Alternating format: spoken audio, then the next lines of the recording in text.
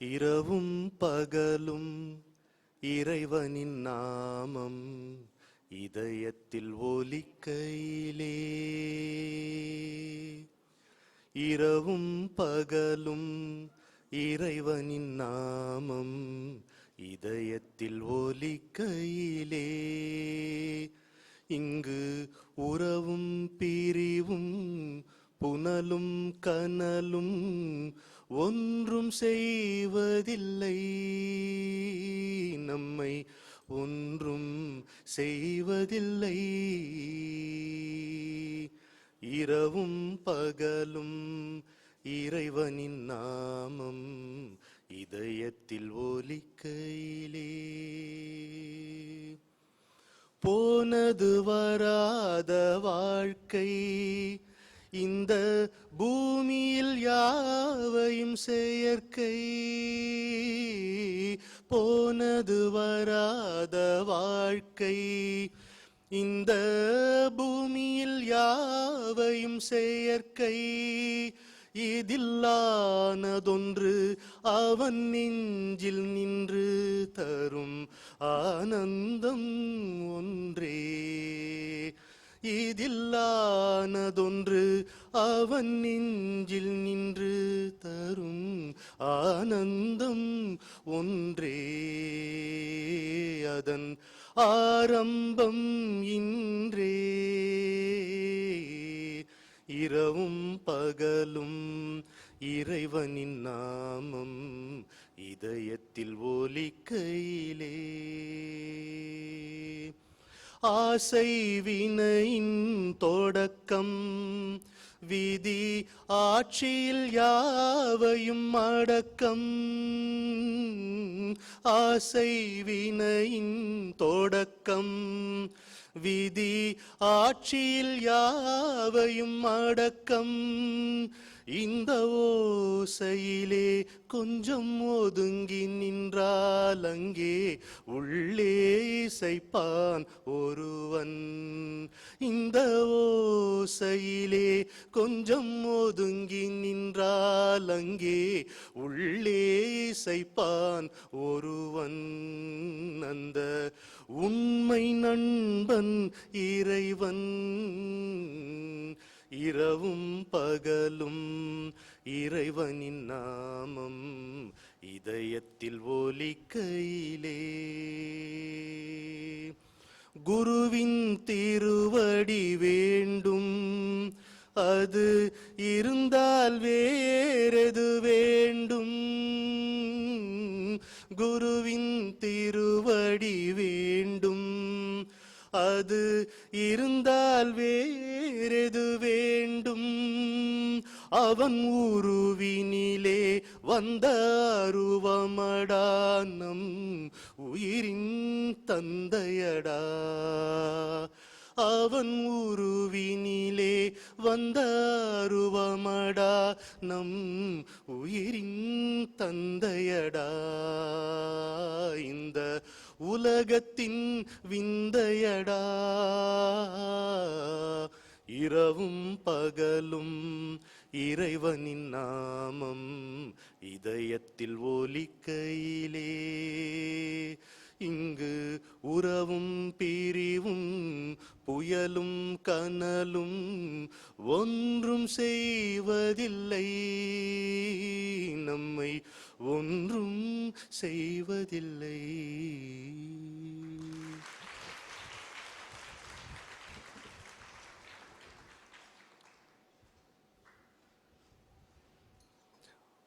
வாழ்க்கையிலே 3 பெரும் பேறுகளை பற்றி ஆதிசங்கரர் குறிப்பிடுவார். ஒன்று, மனிதனாக பிறப்பது. ஜந்தூனாம் நரஜன்ம துர்லபம், அரிது அரிது மானிடராய் பிறத்தல் அரிது. இது பெரும் பேறு. மனிதனாய் பிறப்பதே பெரும் பேறு. மனித பிறவியும் வேண்டுவதே இந்த மாநிலத்தேம்பர் அப்பர் சுவாமிகள். மண்ணில் நல்ல வண்ணம் வாழலாம் திருஞான சம்பந்தர். மனிதனாய் பிறந்தால்தான் மண்ணில் நல்ல வண்ணம் வாழ முடியும். மாபெரும் வாய்ப்பு, ஒப்பற்ற வாய்ப்பு, நாம் அறிந்த ஒரே ஒரு வாய்ப்பு, மனிதனாய் பிறத்தல். இரண்டாவது பேரு, அப்படி மனிதனாய் பிறந்தவன் எது சத்தியம் எது நித்தியம் என்று அறிகின்ற விழைவில் தன் மனதை செலுத்துவது. இது இரண்டாவது பேர். எது உண்மை, எது நிச்சயமான உண்மை, அதை எப்படி அடைவது என்கின்ற விசாரணை எவனுக்கு வருகிறதோ அவன் இரண்டாவது பேறு பெற்றவன். மூன்றாவது பேரு, அவனுடைய விளைவுக்கு ஏற்ப ஒரு பாதையை அமைத்து கொடுத்து அவனுக்கு வழியாகவும் துணையாகவும் வந்து அந்த இலக்கில் கொண்டு சேர்க்கும் குருவை பெறுவது. இது மூன்றாவது பேரு என்று ஆதிசங்கரர் குறிப்பிடுகின்றார். நான்காவது பேரு ஒன்று நான் இன்று அடைந்திருக்கிறேன். அதைத்தான் உங்களிடம் பகிர்ந்து கொள்ள விரும்புகிறேன். இந்த இடம் என்ன, இந்த அமைப்பு என்ன, இங்கே யார் எதை ஏற்பாடு செய்கிறார்கள் என்ற எந்த விதமான விவரமும் தெரியாமல் இந்த நிகழ்ச்சிக்கு வந்து கலந்து கொண்டிருக்கிறேன். நான்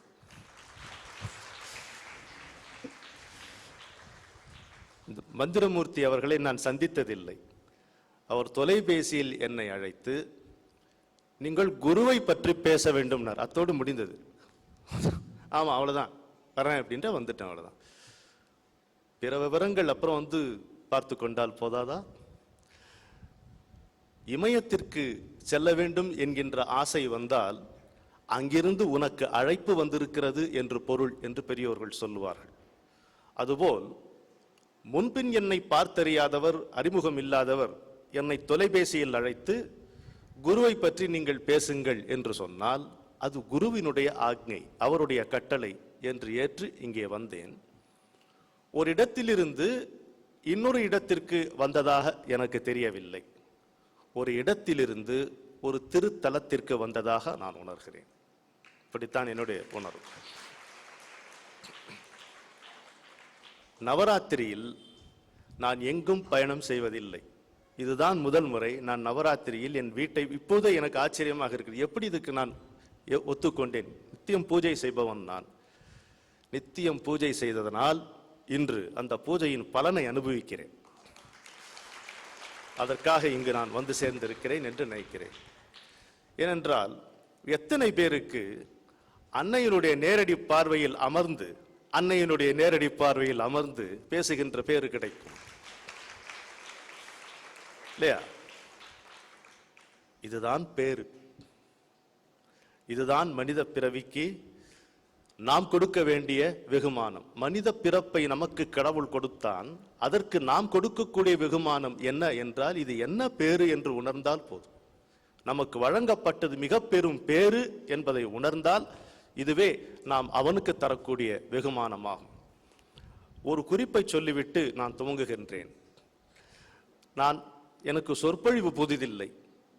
ஆனால் முதல் முறையாக ஒருவித குறிப்பும் வைத்துக் கொள்ளாமல், ஒரு சிறிதும் தயாரித்துக் கொள்ளாமல் உங்கள் முன் வந்து அமர்ந்திருக்கிறேன். அது சந்நிதி பார்த்து கொள்ளும் என்கின்ற என்கின்ற நம்பிக்கையே தவிர எனக்கு ஏதோ பேச தெரியும் என்கின்ற ஆணவம் அல்ல. ஏனென்றால் நான் மிக பெரும் பேறு பெற்றவன்.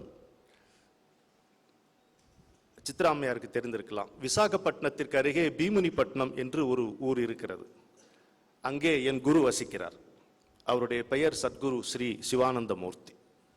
84-85 வயதாகிறது. என்னுடைய வாழ்க்கையிலே ஆன்மீக நாட்டம் ஏற்பட்டு நான் மேற்கொண்ட பயணம், அதில் நான் அனுபவித்த ஏமாற்றங்கள், கசப்புக்கள், பட்ட அடிகள், இனி மீளவே முடியாது என்று நினைக்கின்ற பொழுது எனக்கு குரு கிடைத்தார். குருவின் அருமையை உங்களில் பலர் உணர வேண்டும் என்பதற்காக இந்த குறிப்பை சொன்னேன். ஒரு குரு கிடைப்பது என்பது அத்தனை சுலபமான விஷயம் அல்ல. குரு என்பது யார் அல்லது என்னவென்று நீங்கள் தெரிந்து கொண்டால் நான் சொல்வதை நீங்கள் புரிந்து கொள்வீர்கள். வீட்டுக்கு ஒரு ஃபேமிலி டாக்டர், ஃபேமிலி டெய்லர் மாதிரி அல்ல குரு. வீதிக்கு வீதி போட்டிருக்கின்ற கடை போல அல்ல குரு. கடை தேற்ற வந்திருப்பவர் குரு. அக்கறையில் எப்பொழுதோ சேர்ந்து நம்மீது உள்ள அக்கறையால் ஓடக்காரன் போல் இங்கும் அங்கும் நம்மை செலுத்தி கொண்டிருப்பவர் குரு. நாம் எங்கே இருக்கிறோமோ, வாழ்வில் எந்த நிலையில் இருக்கிறோமோ, அங்கே தனது அங்கையால், தனது உள்ளங்கையால் நம்மை ஏந்தி கொண்டு இந்த சம்சார சாகரமாகிய கடலுக்கு அக்கறையில் நம்மை பொறுப்போடும் கனிவோடும் கருணையோடும் அன்போடும் சேர்த்து மகிழ்பவர் குரு. நம்முடைய மனம் எப்படிப்பட்டதாக இருக்கிறது? ஒரு சராசரி மனிதனுடைய மனம் எடுக்க எடுக்க பெருகுகின்ற மலக்களஞ்சியமாக இருக்கிறது. ஒரு சராசரி மனிதனுடைய மனம். நீங்க கடற்கரையில போய் மணல் பறித்தீர்களானால் நீர் சேரும். நீரை அள்ளி அள்ளி போட வேண்டும். நீர் இல்லாமல் அந்த மணல் இருக்க வேண்டும் என்று நினைப்பீர்களானால், குரு நம்முள்ளே அமர்ந்து இந்த வேலையைத்தான் செய்து கொண்டிருக்கிறார். ஒருபோதும் நாம் சாதனை செய்வதான எண்ணம் நமக்கு வரவே கூடாது. குருதான் நமக்குள் அமர்ந்து நமக்காக நாம் செய்ய வேண்டிய, நாம் செய்ய முடியாத சாதனையை செய்து கொண்டிருக்கிறார். இதை புரிந்து கொள்ள வேண்டும். He sits inside us and does sadhana for us. அது புரிந்து கொள்ளும். எப்பேற்பட்ட சாதனை அது? ஆணவம், கண்மம் எத்தனையோ இருக்கிறது அல்லவா? மோகம், மதம், மாச்சரியம், லோபம். ஒன்றை எடுத்து போட்டால் இன்னொன்று வரும். அதை எடுத்து போட்டால் ஒரு துப்புரவு தொழிலாளி வேலையை ஓய்வின்றி செய்பவன் குரு. இதை புரிந்து கொள்ள வேண்டும். அன்றைக்கு பாரத நாட்டில் எப்படி இருந்தது என்றால், a guru was 1 in a million to 1 in a million. அப்படி இருந்தது. இதனுடைய குருநாதருடைய வாக்கு. a guru was 1 in a million to 1 in a million. 1000-ல் ஒருவன் சொல்லுவோம் இல்லையா? 1000-ல் ஒருவனுக்கு 1000-ல் ஒருவனாக இருந்தவன் குரு. ஏன்னு கேட்டீங்கன்னா, அன்றைய நாளில் 3 விதமான பிரிவுகள் மிக தெளிவாக இருந்தன. ஒன்று ஆசிரியன், இன்னொருத்தன் வழிகாட்டி, மூன்றாவது ஆசானாகிய குரு. 3 பேர் இருந்தார்கள். 3 நிர்ணயங்கள், 3 நிலைப்பாடுகள் அன்றைக்கு தெளிவாக இருந்தன நம்முடைய பாரத நாட்டிலே. ஆசிரியர்கள் கல்வி கற்பிப்பவர்கள். இன்னைக்கு தான் சப்ஜெக்ட் சிலபஸ்லாம் இருக்குன்னு நினைக்க வேணாம். அன்னைக்கு இதை விட நம்முடைய நாட்டில் இன்னும் சிறப்பாக இருந்தது. அது திண்ணையில் இருந்ததால் அது பள்ளிக்கூடம் இல்லாமல் போய்விடாது. அது மரத்தடியில் இருந்ததால் அதனுடைய மகத்துவம் ஒரு சிறிதும் குறைந்து போய்விடாது. இங்கு இருக்கும் இளைஞர்களுக்காக ஒரு சின்ன தகவலை சொல்லிவிட்டு மீண்டும் இதற்குள்ளே நுழைகிறேன். 17ஆம் நூற்றாண்டு காலத்திலே ஆங்கிலேயர்கள் இங்கே அரசாள வந்த பொழுது நாடு முழுதும் ஒரு கணக்கெடுப்பு நடத்தினார். அவர்கள் என்ன கண்டுகொண்டார்கள் என்றால், இந்தியாவை நம் வசமாக்க வேண்டும் என்றால், ஒன்று வியாபார ரீதியாக அவர்களை வீழ்த்த வேண்டும், இன்னொன்று அவர்களுடைய அடிப்படையான பண்பாடு கலாச்சாரம் இதை தகர்க்க வேண்டும். இதன் மூலமே இவர்களை நாம் வசப்படுத்த முடியும் என்று ஆங்கிலேயர்கள் கண்டுகொண்டார்கள். இந்த பண்பாட்டுக்கும் கலாச்சாரத்துக்கும் ஆதாரமாக இருந்தது பாரத நாட்டு பண்டைய கல்வி முறை. மிகச் சிறப்பான ஏற்றம் பொருந்திய கல்வி முறையாக இருந்தது. அதிலே வேரிலே வெடி வைத்தது போல் கை வைத்தார்கள் ஆங்கிலேயர்கள். அதை அறவே அகற்றி அகற்றிவிட வேண்டும் என்பதற்காக. அகற்றுவதற்கு முன்னால் எப்படி இருக்கிறது இந்த நாட்டில் கல்வி முறை என்பதற்காக ஒரு கணக்கெடுப்பு நிகழ்த்தினார்கள். அந்த கணக்கெடுப்பில் அவர்கள் பதிவு செய்திருக்கின்ற பலவிதமான ரெக்கார்டுகளில் இருந்து ஒரே ஒரு தகவல் சொல்லுகிறேன், நீங்கள் பாருங்கள். ஒன்று, இந்த நாட்டிலே பள்ளிக்கூடம் இல்லாத கிராமங்களே இருந்ததில்லை. முதல் தகவல். ஆண்களும் பெண்களும் சேர்ந்து படிக்காத பள்ளிக்கூடங்கள் இல்லை. இரண்டாவது. மூன்றாவது, எல்லா ஜாதிக்காரர்களும் தான் எல்லா பள்ளிக்கூடங்களிலும் படித்தார்கள். நான்காவது, தேவதாசிகள் என்பவர்களுடைய மகள்கள் கூட அந்த பள்ளிக்கூடங்களில் படித்தார்கள். அன்பர்களே, இது நான் சொல்லுகின்ற தகவல் இல்லை, ஆங்கிலேயன் பதிவு செய்திருக்கின்ற தகவல்.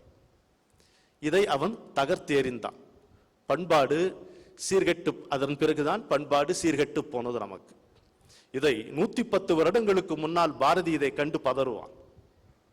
என்ன கரெக்ட், தெளிவா பாரதியார் பார்க்கிறார். இதை ரொம்ப திட்டமிட்டு இந்த ஒரு சதி நம்முடைய கலாச்சாரத்தை நம் கண் முன்னாலேயே இவன் அழித்து அதைவிட பெரிதான மகத்துவமான ஒன்றை நமக்கு தருவதாக சொல்லி அதைவிட மிகவும் கீழான ஒன்றை நம்மீது திணித்து நம்மவர்களே நம்முடைய மகிமையை மறந்து இந்த ஒரு புதிய மோகத்திலே என்று மடியும் எங்கள் அடிமையின் மோகம். நான் பாருங்க பாரதி, அந்த மோகத்தில் இவர்கள் ஆட்கொள்ளப்படுகிறார்கள் என்பதை தெள்ளத் தெளிவாக கண்டவன் பாரதி. எதையெல்லாம் இவர்கள் கற்றுக்கொண்டிருந்தார்களோ அதை அறவே அவர்கள் மறந்து விட்டார்கள் என்று அங்கலாய்க்கிறான் பாரதி.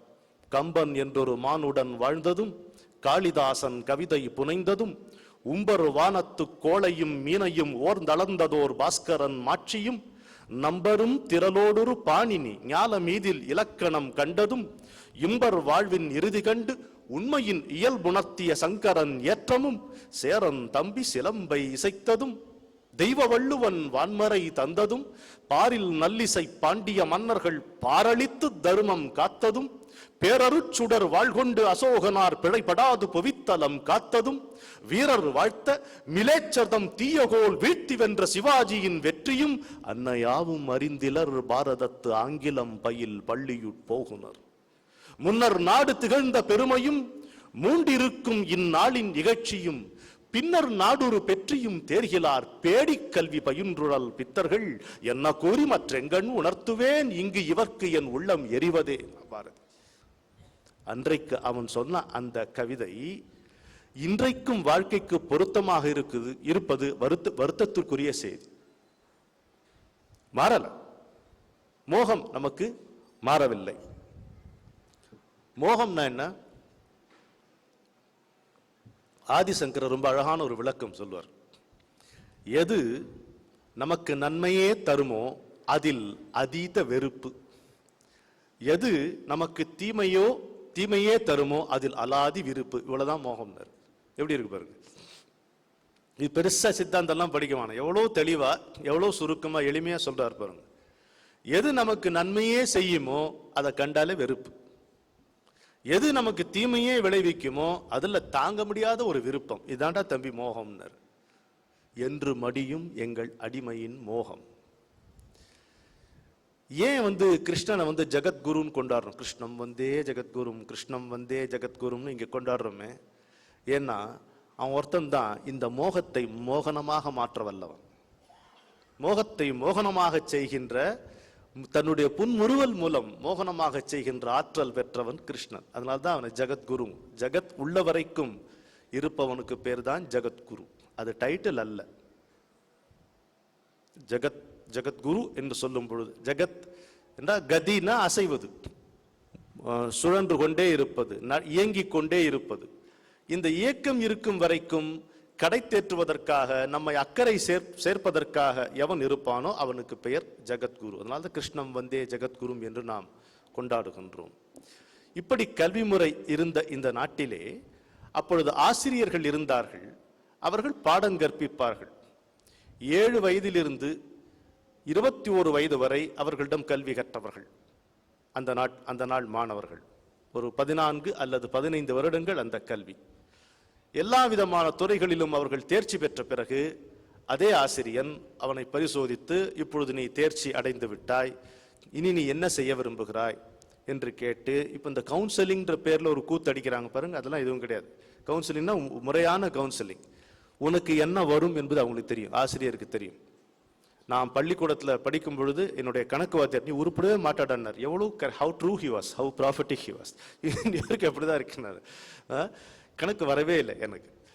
அந்த நாள் ஆசிரியர்கள் சரியாக சொல்வார்கள், நீ இதற்கு பிறகு இதை படித்தால் உனக்கு இன்னும் சிறப்புடையதாக இருக்கும், 4 பேருக்கு பயனுடையதாக இருக்கும் என்று சொல்லி சரி கற்றுக்கொள்கிறேன் என்று அவன் சொல்லும் பொழுது, இல்லை, அதற்குரிய ஆசிரியர் நான் அல்ல, அதற்குரிய ஆசிரியர் அங்கே இருக்கிறார் சொல்லி அவருடைய பெயர் முகவரி கொடுத்து அவருக்கு ஒரு ஓலையும் எழுதி, என்னுடைய மாணவன் வருகிறான், அவனுக்கு இந்த பாடத்தில் தேர்ச்சி இருக்கிறது, இந்த துறையில் நீங்கள் அவனை இன்னும் பயிற்றுவிக்க வேண்டும் என்று அனுப்புவாராம். இப்படி இருந்தவர்கள் ஆசிரியர்கள். இந்த ஆசிரியர்களில் தொழிற்கல்வி கற்பித்தவர்களும் அடக்கம். தச்சு வேலை, பாண்ட வேலை, எத்தனையோ வேலைகள் இருக்கு, அற்புதமான தொழில். பாரதியாருடைய சரஸ்வதி பூஜை பாட்டெல்லாம் படிச்சீங்கன்னா தொழில் பத்தி தான். அப்பேற்பட்ட தொழில் வல்லுநர்கள் அவர்களும் ஆசிரியர்களாக இருந்தார்கள். இரண்டாவது நிர்ணயம், இரண்டாவது நிலை, வழிகாட்டிகள் இருந்தார்கள். அவர்கள் என்னன்னா சப்ஜெக்டை டீச் பண்றவங்க இல்லை, வாழ்க்கையில ஏதோ ஒரு கட்டத்தில் சூழ்நிலையை சமாளிக்க முடியாமல் நாம் பேதலித்து நிற்கும் பொழுது தன்னுடைய அனுபவம், தன்னுடைய சொந்த அனுபவம், தான் மற்றவர்களுடைய அனுபவத்தை பார்த்து கற்றுக்கொண்ட பாடம், இரண்டையும் சேர்த்து நமக்கு இதோபதேசம், நல்ல அறிவுரைகள் சொல்பவர்கள் வழிகாட்டிகள். இவர்கள் இரண்டாவது ரகம். ஆனா அவங்க கிட்ட ஒரு ஒப்பற்ற மரபு, ஒரு பணிவான மரபு ஒன்று இருந்தது. அந்த வழிகாட்டிகளிடம் போய் நீங்கள் ஒரு கேள்வி கேட்டீர்களானால் அதற்கு நான் சொல்லுகிறேன் பதில் என்று சொல்ல மாட்டார்கள்.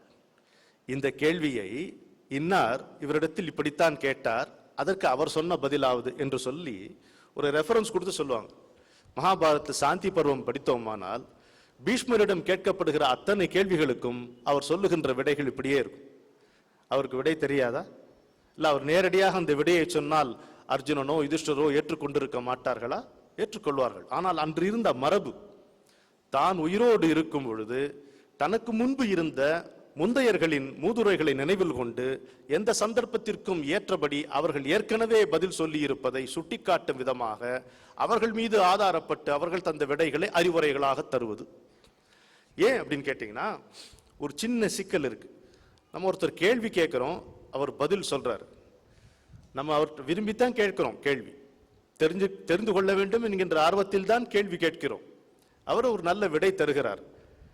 தந்த பின்பு, அந்த விடை தந்த பின்பு நமக்கு அவர் மேல் மரியாதை சற்று குறைவதும் கண்கூடும். ஏனென்றால் இவரு நம்ம மாதிரி மனிதர் தானே அப்படின்னு தோணும். மனித உருவில் இருக்கின்ற காரணத்தாலேயே நம்மை இன்னொருவரை நாம் வைத்திருக்கும் சட்டத்துக்குள் அடைத்து விடுவது ஒரு பாமரனின் இயல்பு. எல்லோரும் பாமரர்களே, பகவான் ஒருவனே. இந்த இயல்பினால் நமக்கு வந்த விடை வந்தவுடன் அதற்கு மேல் அவரிடம் தகுந்த மரியாதை செலுத்துவதில் நமக்கு தயக்கம் ஏற்படுகிறது. இதன் காரணமாகவே அவர்கள் தான் சொல்வதாக சொல்லாமல் தனக்கு நன்றாய் தெரிந்திருந்தாலும் முன்னோர்கள் சொன்ன வார்த்தைகளை தொட்டுக்கொண்டுதான் பேசுவார்கள். இப்படி இருந்தவர்களுக்கு வழிகாட்டிகள் என்று பெயர். பீஷ்மரை ஒரு உதாரணம் காட்டினேன், நிறைய பேர், விதுரரை உதாரணம் காட்டலாம், எத்தனையோ பேர்களை நீங்கள் உதாரணம் காட்டலாம்.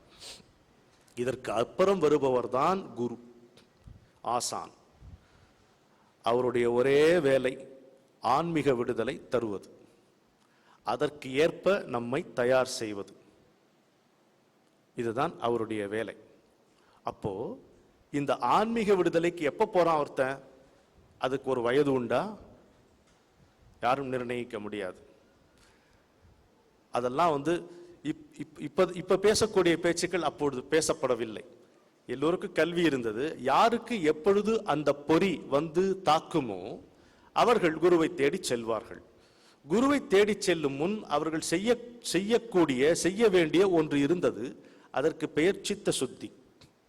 தன்னுடைய சித்தத்தை சுத்தம் செய்து கொண்டு அதை முழுக்க அவர்களே செய்து கொண்டு பிறகு அந்த குருவின் முன் பணிவார்கள், குருவை பணிவார்கள், அவர் முன் சென்று நிற்பார்கள். சித்தத்தை சுத்தம் செய்வது என்பது அவ்வளவு சுலபமான காரியமே அல்ல. ஆனால் சித்தத்தை சுத்தம் செய்து கொள்ளாமல் ஆன்மீக விடுதலை என்பதை அடைவதற்கு வழியே இல்லை.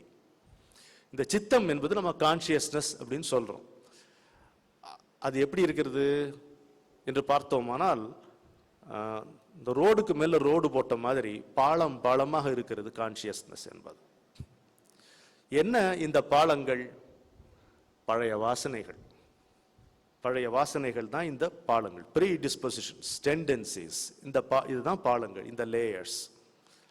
ஒன்றன் மேல் ஒன்றாக இந்த ரோடு போட்டிருக்கு. நம்ம போய் நிக்கிறோம் குரு முன்னால.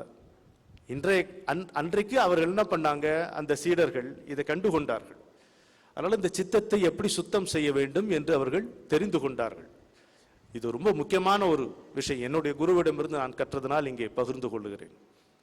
சித்தத்தினுடைய தன்மை என்னவென்றால், அதில் நீங்கள் எதை வைக்கிறீர்களோ அந்த வடிவத்தை சித்தம் எடுத்துக்கொள்ளும். அவ்வளவுதான். Consciousness takes the shape of that with which it is occupied. அதில் நீங்கள் எதை வைக்கிறீர்களோ அதனுடைய வடிவத்தை எடுத்துக்கொள்ளும் தன்மை பொருந்தியது சித்தம் என்கின்ற கான்சியஸ்னஸ். அதுல என்ன வைக்கிறது? என்ன நல்லா வைக்கிறோம்.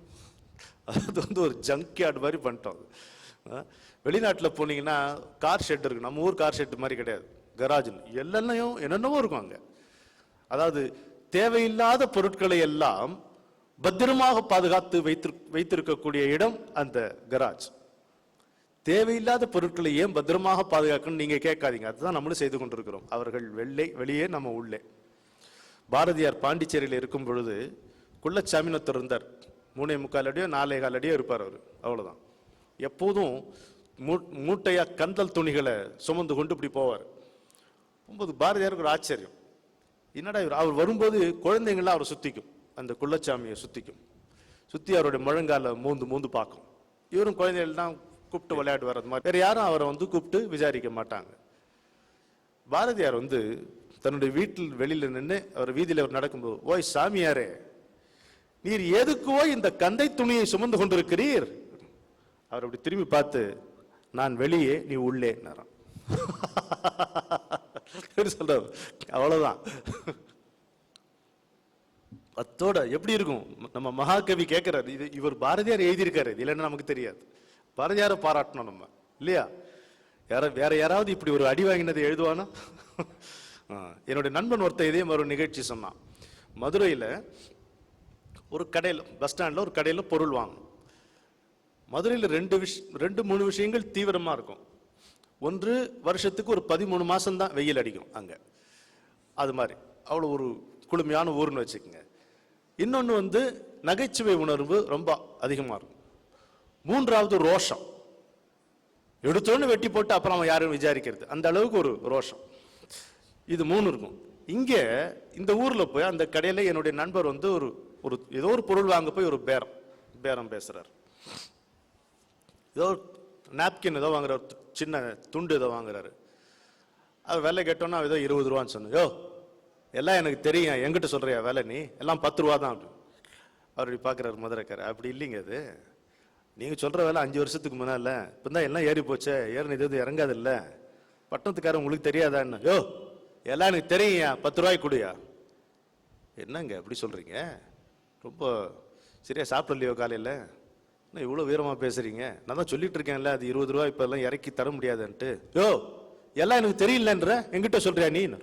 என்னாச்சு தெரியும்? நாங்களாம் விலை வளர்த்து போயிட்டோம் பக்கத்தில் இருந்தவங்கலாம், என்ன ஆகுமோன்ட்டு.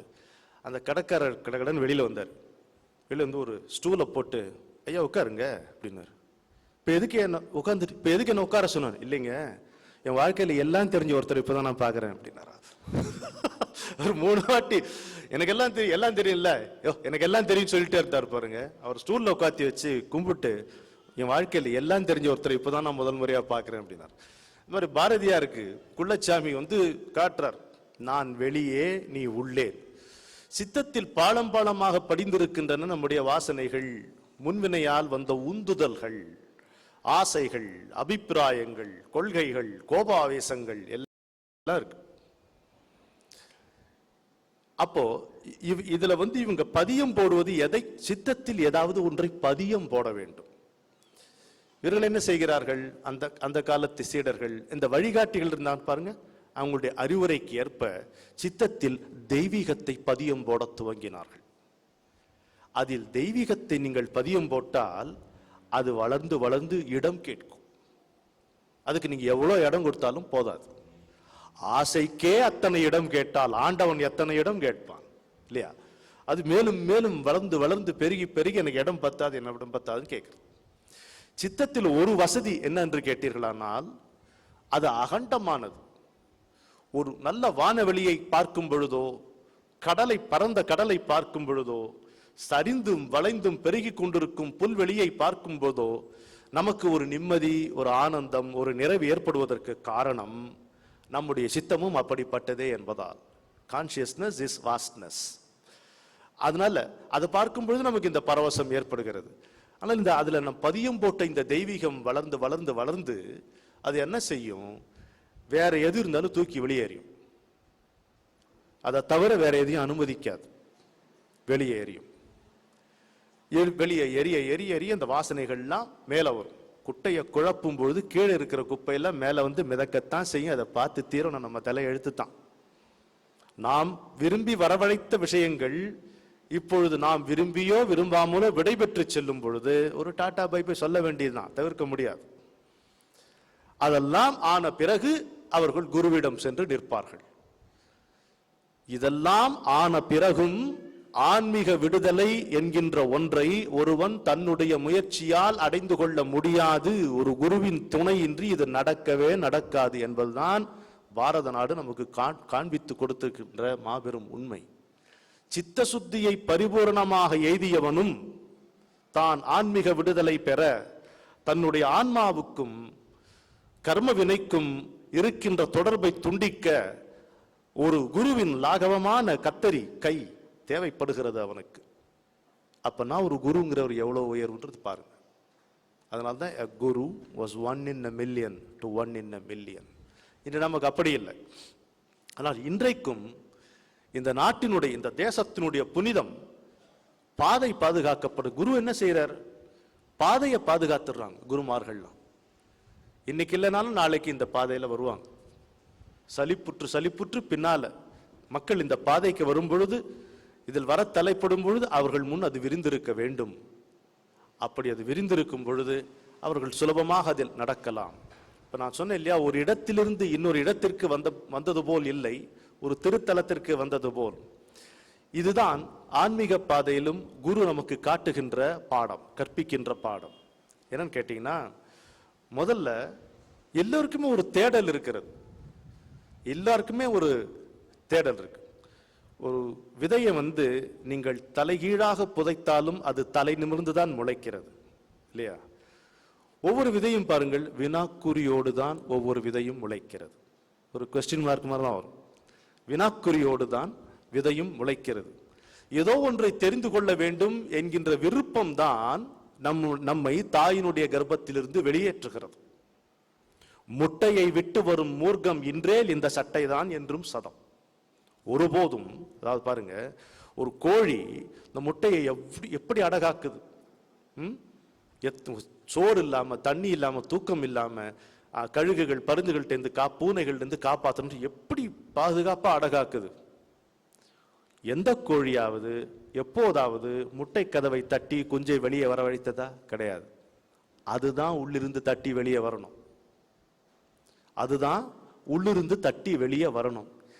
இதுக்கு பேர்னா இச்சை, மோட்ச இச்சை, விடுதலை என்கின்ற விளைவு, சத்தியத்தில் நாட்டம், என்னை புனிதம் செய்து கொள்ள வேண்டும் என்கின்ற விருப்பம். என்ன வேணா பேர் சொல்லுங்க.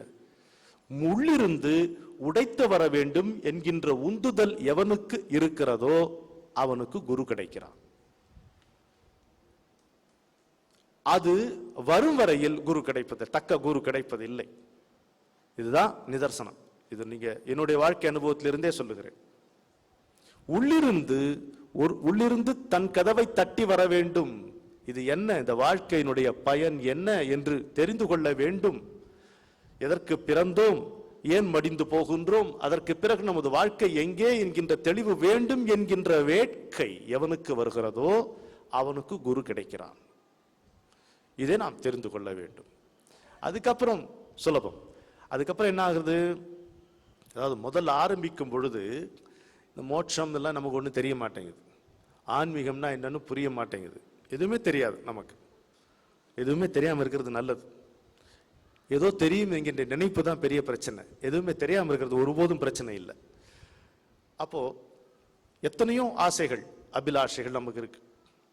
அந்த ஆசைகள், ஆசை குவியல்களுக்கு நடுவே ஒரு சின்ன பொறியாக இந்த உண்மையை அறிய வேண்டும் என்கின்ற உணர்வு முளைக்கிறது.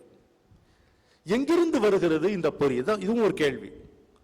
நான் ஆசைப்படாமல், நான் வரவேற்காமல் என்னுள் இந்த உண்மை வேட்கை என்பது எப்படி எழுந்தது கேட்டா, மாணிக்க வாசகர் சொல்றார், சிவனவன் என் சிந்தையுள் நின்ற அதனால் அவன் அருளாலே அவன் தாள் வணங்கி. அட்சர லட்சம். இறைவன் தமிழ் இலக்கியத்தில் எல்லாவற்றையும் நாம் திருப்பி எடுத்துக்கொண்டு போய்விடுவேன். 2 வரி விட்டு வைக்கிறான், இந்த வரி விட்டு வைக்கிறேன்னு கேளுங்க இறைவன்ட்ட. அவன் அருளாலே அவன் தாள் வணங்கி, at his feet by his grace. அதை புரிஞ்சுக்கணும். அவன் கொடுத்ததுதான் இந்த விளைவு. அவன் தந்த வார்த்தை, அவன் வைத்த போதை, அவன் செய்த மாயை அகந்தை பதாகை, சிவன் சொந்தம் என்கின்ற போதே வசந்தம் சிவன் சங்கரன் தங்கும் ஈசான மீது. மனம் கொன்ற பாவம் தனை கண்ட கோலம் மலர் மாலையாகி பதம் சூடும் காலம். விசித்திரம் வினோதம் விளங்காத போதம் சிவன் சங்கரன் தங்கும் ஈசான மீதே. அசைவற்ற கண்கள் அகண்ட பிரபஞ்சம் அமைதி தடாகம் அலைகள் சுனாதம். சினத்தோடிருக்கும் தனித்தேன் தரங்கம் சிவன் சங்கரன் தங்கும் ஈசான மீதே. துரும்பாகி நெஞ்சில் துளிர்க்கின்ற கண்ணீர் அரும்பாதம் முன் வந்தணைக்கின்ற தெய்வம். கரங்கள் விசாலம் வரங்கள் சுபாவம் காருண்யமே ஈசன் காட்டும் பிரபாவம் சிவன் சங்கரன் தங்கும் ஈசான மீதே. அவன் தந்த வார்த்தை, அவன் வைத்த போதை, அவன் செய்த மாயை அகந்தை பதாகை. சிவன் சொந்தம் என்கின்ற போதே வசந்தம் சிவன் சங்கரன் தங்கும் ஈசான மீதே. அழுக்காம் அடங்காது தாகம் கணம் தோறும் நெஞ்சத்தில் காபாலி நடனம். நடுங்கி துகள் போல் நொறுங்கட்டும் காலம் பயங்கள் விதி பேய்கள் யாவும் நிர்மூலம் சிவன் சங்கரன் தங்கும் ஈசான மீதே. புயல் வீசும் பாதம் நிழல் தேடும் வேதம் புஜம் போன்ற மௌனத்தில் ஆரங்கள் கீதம். புயல் வீசும் பாதம் நிழல் தேடும் வேதம் புஜம் போன்ற மௌனத்தில் ஆரங்கள் கீதம். கணங்கள் யுகங்கள் மயங்கும் ஸ்வரங்கள் சிவன் சங்கரன் தங்கும் ஈசான மீதே. அழுக்காது நாமம் அடங்காது சிரம் தாழ்த்தி எங்கள் சிவன் வெற்றி சொல்ல கரம் பற்றி மெல்ல கரை சேர்க்கும் செல்வன். கபாலன் தயாளன் கனல் மின்னும் சூலன் அருள் தேடும் கைக்குள் அமர்கின்ற பாலன் சிவன் சங்கரன் தங்கும் ஈசான மீதே. உயிர் நின்ற போதும் உணர்வாக மோதும் அருள் வீசும் தீபம் அகண்ட பிரகாசம். பதம் கண்ட நெஞ்சில் கணந்தோறும் தில்லை சிவன் சங்கரன் தங்கும் ஈசான மீதே.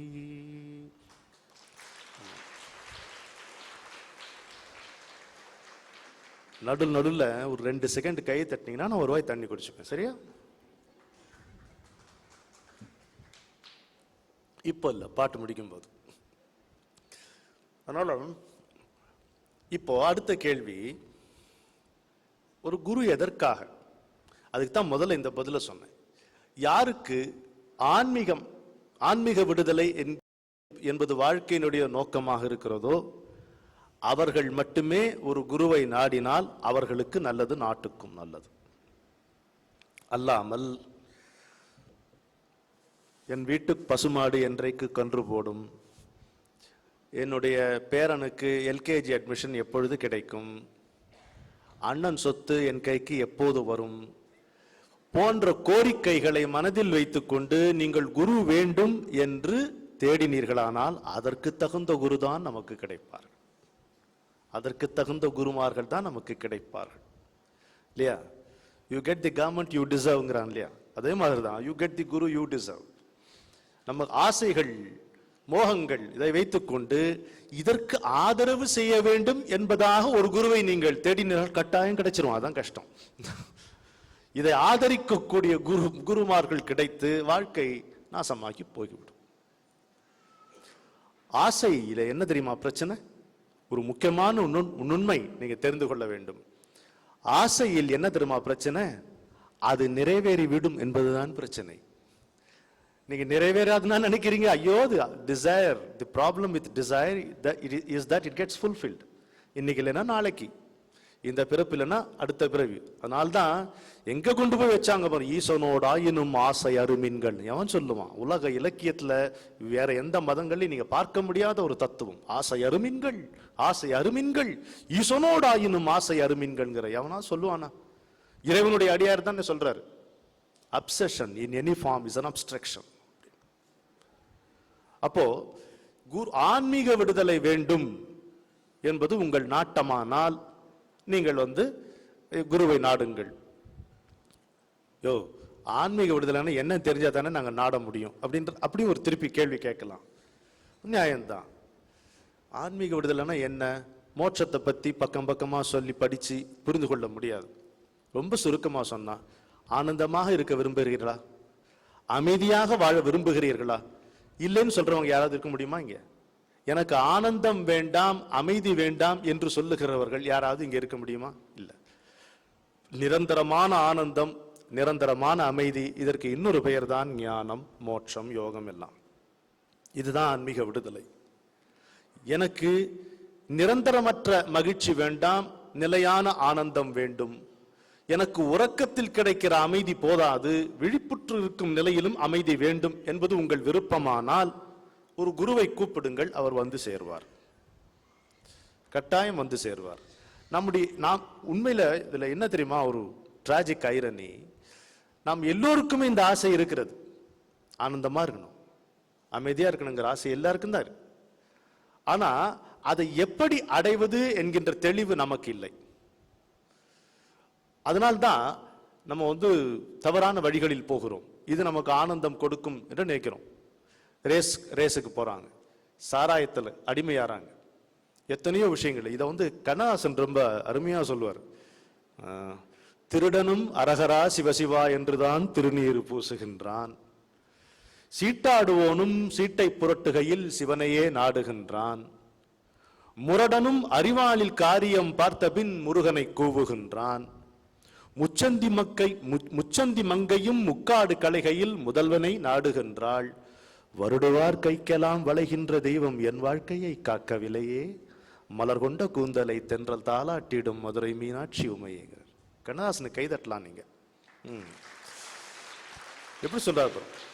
எப்பேற்பட்ட ஒரு உண்மையை, வாழ்க்கையினுடைய உண்மையை எவ்வளவு அழகா இங்க சொல்றாரு. திருடனும் அரகரா சிவசிவா என்றுதான் திருநீரு பூசுகின்றான், சீட்டாடுவோனும் சீட்டை புரட்டுகையில் சிவனையே நாடுகின்றான், முரடனும் மறிவாளில் காரியம் பார்த்தபின் முருகனை கூவுகின்றான், முச்சந்தி மங்கையும் முக்காடு கலைகையில் முதல்வனை நாடுகின்றாள், வருடுவார் கைக்கெல்லாம் வளைகின்ற தெய்வம் என் வாழ்க்கையை காக்கவில்லையே, மலர் கொண்ட கூந்தலை தென்றல் தாளாட்டிடும் மதுரை மீனாட்சி உமையே. நமக்கு தெளிவில்லை. எதன் மூலம் இந்த ஆனந்தம் வரும் என்கின்ற தெளிவு நமக்கு இல்லை. அந்த தெளிவை தருபவனே குரு. எனக்கு நிரந்தரமான ஆனந்தம் வேண்டும், நிலையான அமைதி வேண்டும், அதை தரக்கூடிய ஒரு குரு மனித வடிவில் வர வேண்டும் என்கின்ற சங்கல்பத்துடன் எவன் 48 நாட்கள் பிரார்த்தனை செய்து கொள்ளுகிறானோ குரு அவனுடைய வீட்டுக் கதவை தட்டி எதிரே நிற்பான். இது பெரியவர்கள் நமக்கு கொடுத்திருக்கின்ற வாக்கு. என்ன இவ்வளவு அமைதியாயிட்டீங்க? இவ்வளவு சுலபமா கிடைக்கும் நினைக்கிறீங்களா? இது சுலபமா கிடைக்காதுன்னு நினைக்கிறீங்களா? இதுதான் சுலபமா கிடைக்கும். அருள் தான் சுலபமா கிடைக்கும். இப்படி தெளிவா ஒரு ஆசை இருந்ததுன்னா இதை நீங்கள் வெளியே, நீங்கள் உள்ளே இருந்து இதை வெளியே வெளிப்படுத்தினீர்களானால் குரு கட்டாயம் நிற்பார். இந்த ஃபேண்டம் காமிக்ஸ்ல வரும், வேதாள மாயாத்மான்னு தமிழ்ல மொழிபெயர்ப்பு போட்டிருப்பாங்க. அவன் காட்டுக்குள்ள போய் ஹவு டு ஐ ஃபைண்ட் ஃபேண்டம்னா, you don't find him, he finds யூன்னு பதில் சொல்லுவான்.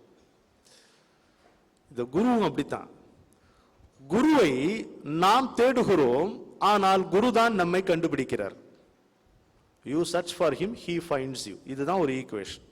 குருவை நாம் தேடுகிறோம், ஆனால் அவர்தான் நம்மை கண்டுபிடிக்கிறார். இது எவ்வளவு ஒரு அனுபவபூர்வமான உண்மை தெரியுமா? உங்களில் பலர் இந்த உண்மையை அனுபவித்திருப்பீர்கள். இந்த அனுபவம் உங்களுக்கும் இருந்திருக்கும் என்பதால் இதை சொல்லுகிறேன். இந்த தேடல், அப்போ முதல்ல என்ன சொன்னோம்? இத்தனை ஆசைகளின் மத்தியிலே இந்த ஆன்மீக விளைவு என்கின்ற ஒரு பொறி எப்படி இருந்து வந்தது என்றால், அதுவும் ஆண்டவனுடைய அருள் அல்லாமல் அது வராது. அவன் அருளாலே அவன் தாழ் வணங்கி என்று இருக்கிறது. அதற்கு பிறகு ஒரே ஒரு சின்ன ஒளித்துகள் போதும், ஊதி ஊதி பெருக்கிக் கொள்ளலாம் அல்லவா? ஆனால் அது மெல்ல மெல்ல ஊதி வரும் பொழுது நெருப்பு என்பது எப்படி வளரும்? அடுத்து இருப்பதை தின்றுதான் அக்னி வளரும் இல்லையா? அடுத்து இருப்பதை தின்றுதான் அக்னி வளரும். இங்கே அடுத்து என்ன இருக்கிறது? ஆசை இருக்கிறது, கோபம் இருக்கிறது, ஏமாற்றம் இருக்கிறது, எதிர்பார்ப்பு இருக்கிறது, ஏக்கம் இருக்கிறது, தாபம் இருக்கிறது, தாகம் இருக்கிறது, வஞ்சம் இருக்கிறது, மழலை இருக்கிறது, என்னென்னமோ இருக்கு. இதுல காய்ந்திருக்கக்கூடியவை எவை?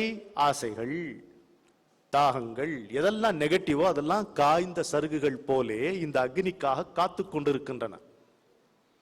ஆனால் இந்த அக்னி, இந்த பொறி சுற்றிலும் இருப்பவற்றை தின்று தின்று தின்று தின்று வளர்கிறது, பெருசா வளரும்.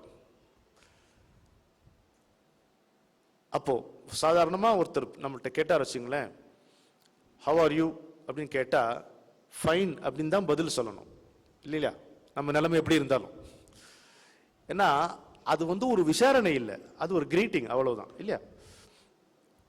உடனே ஆரம்பிச்சிடக்கூடாது, புலம்ப ஆரம்பிச்சிடக்கூடாது. நம்ம ஹவ் ஆர் யூன்னு கேட்டானா ஒரு மரியாதை கேட்கணும், ஐம் ஃபைன் அப்படின்னு சொல்லணும். ரொம்ப நண்பராக இருந்தால் அதுக்கப்புறம் பாக்கெட்ல இருந்து லிஸ்ட் எடுத்து படிக்கலாம், இல்லடா அது சரியில்லை இது சரியில்லைன்னு, அது வேற விஷயம். இங்க என்ன ஆகும்?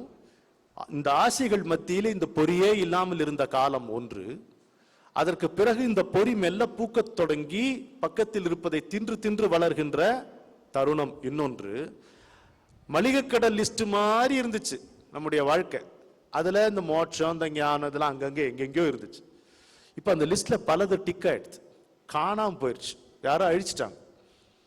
இது மட்டும் மெல்ல மெல்ல அவ்வளவு, ஆண்டவா உன்னை எப்படா பார்ப்பேன், ஐயோ அவனுக்கு காட்சி கொடுத்து இப்படியே போயிருமா இந்த வாழ்க்கை, இப்படியே வீணா போகுமா அப்படின்னு ஒரு ஏக்கம் ஆரம்பி. இந்த ஏக்கம் தான் அருமையான ஏக்கம். என் நண்பர் சொல்வார், எனக்கு கவிதை எழுத வராது, அடுத்த வரி பாருங்க, ஏக்கம் இல்லாமல் இலக்கியம் ஏதுங்கிற. ஏக்கம் இல்லாமல் இறைவனே ஏது இல்லையா? அழுதால் உன்னை பெறலாமே நர, அழுதால் உன்னை பெறலாமே நர, அன்பெனும் கைக்குள் அகப்படும் மலையே நர். மலை எங்கேயாவது பிடியில, கைப்பிடியில அகப்படுமா? அன்புல தான் அகப்படும். அப்போ இந்த பொறி பெருசாகும் பொழுது இதுதான் தீவிரமான ஆசையாயிடுது. இது இரண்டாவது நிலை. இதற்கப்புறம் ஒரு நிலை வருகிறது, அது ஒரே ஒரு ஆசை மட்டும் நிற்கும், அந்த தீ மட்டும் இருக்கும். இது வரைக்கும் குரு நம்ம கூட்டு போயிடுவார். இந்த எங்க வர்றாருன்னா, இந்த பொறி ஆரம்பிக்கும் போதே வந்துடுறாரு அவரு. நம்ம அடையாளம் கண்டுகொள்வதில்லை அவரை இல்லையா? பழைய கதைகள்ல வருமே, இறைவா நீ வரணும், நான் வரேன்ட்டு கனவுல பதில் சொல்றாரு. காலையிலிருந்து மாலை வரைக்கும் இருந்துட்டு அப்புறம் திரும்ப, என்ன இறைவா நீ வரேன்னு சொன்ன, வரவே இல்லையே. ஏன்பா, அந்த தெரு நாயா வந்தது நான் தானே, நீ தானே துரத்தி விட்டாத. பசின்னு சொல்லி கையை நீட்டின பாட்டியா வந்தது நான் தானே, நீ தானே துரத்தி விட்ட அப்படின்னு. அதனால அடையாளம் நாம் கண்டுகொள்வதில்லை. எந்த அருளை நாம் விளைந்தோமோ அந்த அருள் நம் எதிரே நிற்கும் பொழுதும் அதை நாம் கண்டுகொள்ளவில்லை. அப்போ இதற்கப்புறம் குரு இவர்தான் நம் குரு என்று தெரிந்து கொண்டு அவர் காலை பற்றி கொண்டு நாம் கேட்கிறோம், எத்தனை காலம் குருவே உனக்காக நான் காத்திருந்தேன், அவர் சிரிக்கிறார், இல்லடா நான் தான் உனக்காக காத்துட்டு இருந்தேன்டார். இல்லையா? காத்திருக்கிறவன் லட்சணம் எப்படி இருக்கணும்? அதை தவிர வேற எதுவும் கண்ணில் படக்கூடாது. அதுக்கு பேர் தான் காத்திருக்கின்ற லட்சணம். கண்ணை அகலத் திறந்து கொண்டு காத்திருப்பதே கடுந்தவம், மின்னல் அடித்த அதிர்ச்சியில் நெஞ்சை மீறுவதுதான் கவிதை வடிவம். அப்படி இருக்கணும். அப்படியே நம்ம காத்திருக்கணும். காத்திருக்கணும்னா நமச்சிவாயன் முன் கண் கொட்டாமல் நந்தி இருக்கிறது பாருங்க, அதுக்கு பேர் தான் காத்திருத்தல். பார்த்திருத்தலே காத்திருத்தல், வேற எதுவும் விளையாதிருத்தலே காத்திருத்தல், வேற எந்த ஆசையையும் அனுமதிக்காதிருப்பதே காத்திருத்தல். நீ வரும் வரை அப்படி நீ வரும் வரை உன்னையே நினைத்திருப்பேன், உயிர் போனாலும் பரவாயில்லை என்று இருப்பதே காத்திருத்தல். அப்படி இருந்தா குருவரர். அதனால அவர் சொல்றாரு, நான் தாண்டா உனக்காக காத்திருந்தேன், நீ கண்ணை திறந்து என்ன பார்க்கணும் அப்படின்ட்டு வந்து நிற்கிறார். இது இப்போ குரு வந்து சேர்ந்துட்டார். இப்ப இன்னமும் ஒரு கேள்வி வருது. இந்த கேள்வி பல முறை பல பேர் என்னிடம் கேட்கிறார்கள். எனக்கு இதுக்கு பதில் சொல்லக்கூடிய ஒரே அருகதை, நான் ரொம்ப அடிபட்டவன் தான், வேற எதுவும் கிடையாது.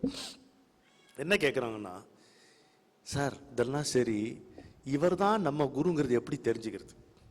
ஒரு கேள்வி கேட்குறான். முக்கியமான கேள்வி, கேட்கப்பட வேண்டிய கேள்வி. இவர் தான் நம்ம குருன்னு எப்படி தெரிஞ்சுக்கிறது? அப்போ அதுக்கு ஒரு பதில் வேற சொல்றாங்க சில பேர். வந்து யாருடைய முன்னிலையில் உன்னுடைய மனம் உட்கார்ந்த உடனே அமைதியாகி விடுமோ அவர் தான். அப்படி ஆயிடுமாங்க? அப்படி ஆயிடுமா மனசு? இனியிலிருந்து நான் சமத்து என்றால் விடுமா நமது சாத்தான்கள்? விடாது. இப்படிலாம் ஆக திடீர்னு எல்லாம் டாட்டா போய் சொல்லிட்டு போகுமா நமக்குள்ள இருக்கக்கூடிய குழப்பங்கள்? அப்படி ஆகாது. இது அனுபவத்தில் தான் கண்டுகொள்ளணும். இப்படி வச்சுக்கலாம். நம்முடைய ஆன்மீக வேட்கையினுடைய தீவிரம் தான் குருவை நம் முன்னால் கொண்டு வந்து நிறுத்துகிறது என்கின்ற ஞாபகம் நமக்கு எப்பவும் இருக்கணும். இதை தவிர at least it should be the predominant desire. இருக்கக்கூடிய ஆசைகளிலே இதுதான் தலையாய ஆசையாக, ஒரு வேட்கையாக, எளிதில் விடாய் தீர்க்க முடியாத ஒரு வேட்கையாக நம்முடைய ஆன்மீக விளைவு இருந்தால் நம் எதிரே நிற்பவன் நம்முடைய குருதான் என்பதை நாம் தெரிந்து கொள்ளலாம். சரி, குரு வந்தாச்சு. குரு வந்தாச்சுன்னா எவ்வளவு மௌனம் ஆயிட்டீங்களா? எவ்வளவு அழகா இருக்குது. இதுதான் நீங்க உங்க குருவுக்கு செலுத்தக்கூடிய மரியாதையாக இருக்கும் இல்லையா? குரு வந்தா எல்லாமே அடங்கி போயிடும். ஆடு கடல் அத்தனையும் அசைய வருந்து அவன் அருள் விழிகள் இமைத்த கணம் வீசலாகும். ஆடு கடல் அத்தனையும் அசைய வருந்து அவன் அருள் விழிகள் இமைத்த கணம் வீசலாகும். தேடுகுளிர் ஆடலெல்லாம் எங்கள் தேசிகனின் திருப்புகழே பேசலாகும்.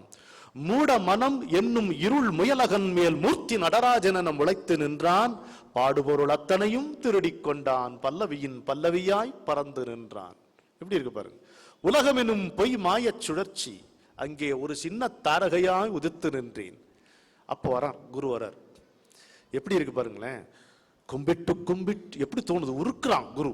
கும்பிட்டு கும்பிட்டு போற்றுகின்றேன், கூடெல்லாம் கரமாக குப்புகின்றேன். எம்மட்டோ அம்மட்டும் இமை வெதும்பி அழுது அழுது தொழுத சுகம் அடைய வந்தேன். கும்பிட்டு கும்பிட்டு போற்றுகின்றேன், கூடெல்லாம் கரமாக குப்புகின்றேன். எம்மட்டோ அம்மட்டும் இமை வெதும்பி அழுது அழுது தொழுத சுகம் அடைய வந்தேன். தும்பிக்கு ஒரு வான்வெளியை ஒதுக்கி தந்து துள்ளியது பறக்கையிலே புலகம் எய்தும் நம்பிக்கை தெய்வமே என் தாயே வாழ்க, நாளெல்லாம் உன் திருவடியை கவிகள் சூழ்க. அப்படி நமக்கு பாடத் தோணுது இல்லையா? நல்லா இருக்கா?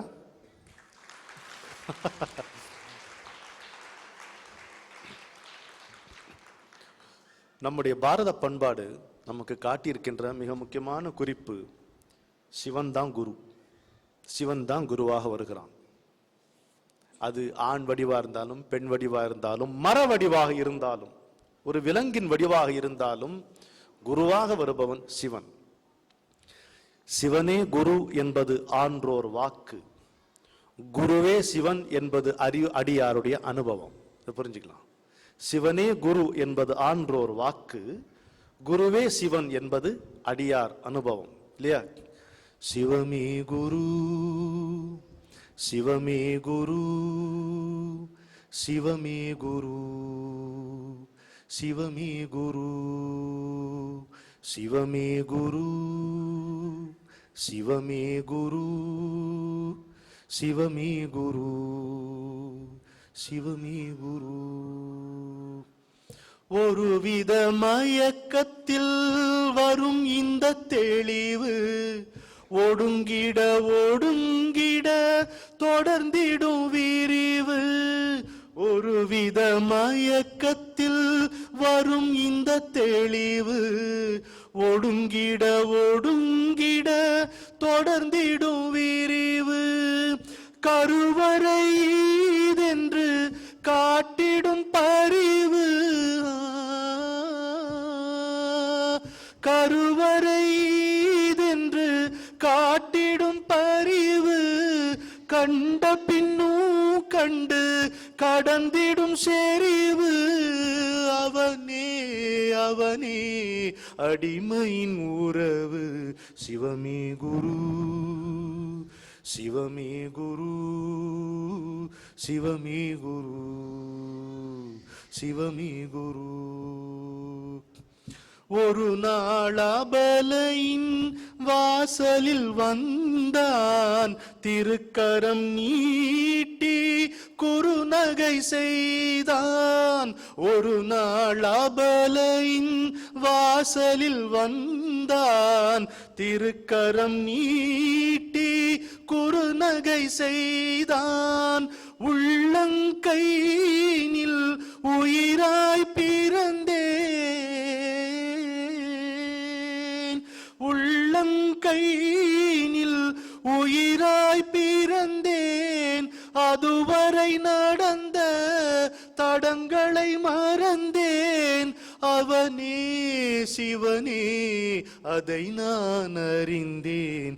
குருவே சிவம் குருவே சிவம் குருவே சிவம் குருவே சிவம். அப்படி உணர்ந்து கொண்டேன் நான். ஒரு சீடன், எவன் சீடன் என்றால் இரண்டாவது முறை பிறப்பெடுப்பவன் சீடன். இரண்டாவது முறை பிறப்பெடுப்பவன் அந்தணன் என்பது அல்ல பொருள். இரண்டாவது முறை பிறப்பெடுப்பவன் சீடன் என்பதுதான் அந்த வாக்கியத்தினுடைய பொருள். அவன் எங்கே பிறப்பெடுக்கிறான் என்றால் குருவினுடைய உள்ளங்கையில் பிறப்பெடுக்கிறான், இல்லையா? எப்பொழுது குரு நம்மை தொட்டு விட்டாரோ அப்பொழுதே நம்முடைய வாழ்க்கை மாறிவிட்டது. சேற்றில் கிடந்தவனை சிறுவிரலால் தொட்டெடுத்து தன் அன்பு கங்கை எனும் ஆற்றில் நீராட்டி சுவாச காற்றால் தலைகோதி அழகு மடி ஏற்றி என்னை அன்புடன் பார்க்கின்ற குருவின் திருவடி சரணம். இப்படி இருக்கணும், இல்லையா? ஒரு தாய் மூலமா நீங்க குருவை புரிந்து கொள்ளலாம். நம்ம ஒரு சின்ன தவறு செய்யறோம், இன்றிலிருந்து அந்த தவறை செய்யக்கூடாது. உதாரணங்களுக்கு எப்பவுமே வெளியே தான் பார்க்கிறோம், உள்ள நமக்கு கண்ணெதிரே இருக்கு. உதாரணம், நீங்க ராமகிருஷ்ண பரமஹம்சருடைய கேள்வி பதில்களை படிங்க. வெளியில இருந்து எங்கேயுமே அங்க இருக்கிற ஓட்ட உடைச்சு போன டம்ளர், டவரா, ஓலை இதெல்லாம் வச்சே பதில் சொல்லிடுவார். எங்கே அன்பு இருக்கிறதோ அங்கே தியாகம் நிகழ்ந்தே தீரும். இதற்கு முழு உதாரணம் நம் அனைவரையும் பெற்ற நம்முடைய அம்மாக்கள். இது ஞாபகம்.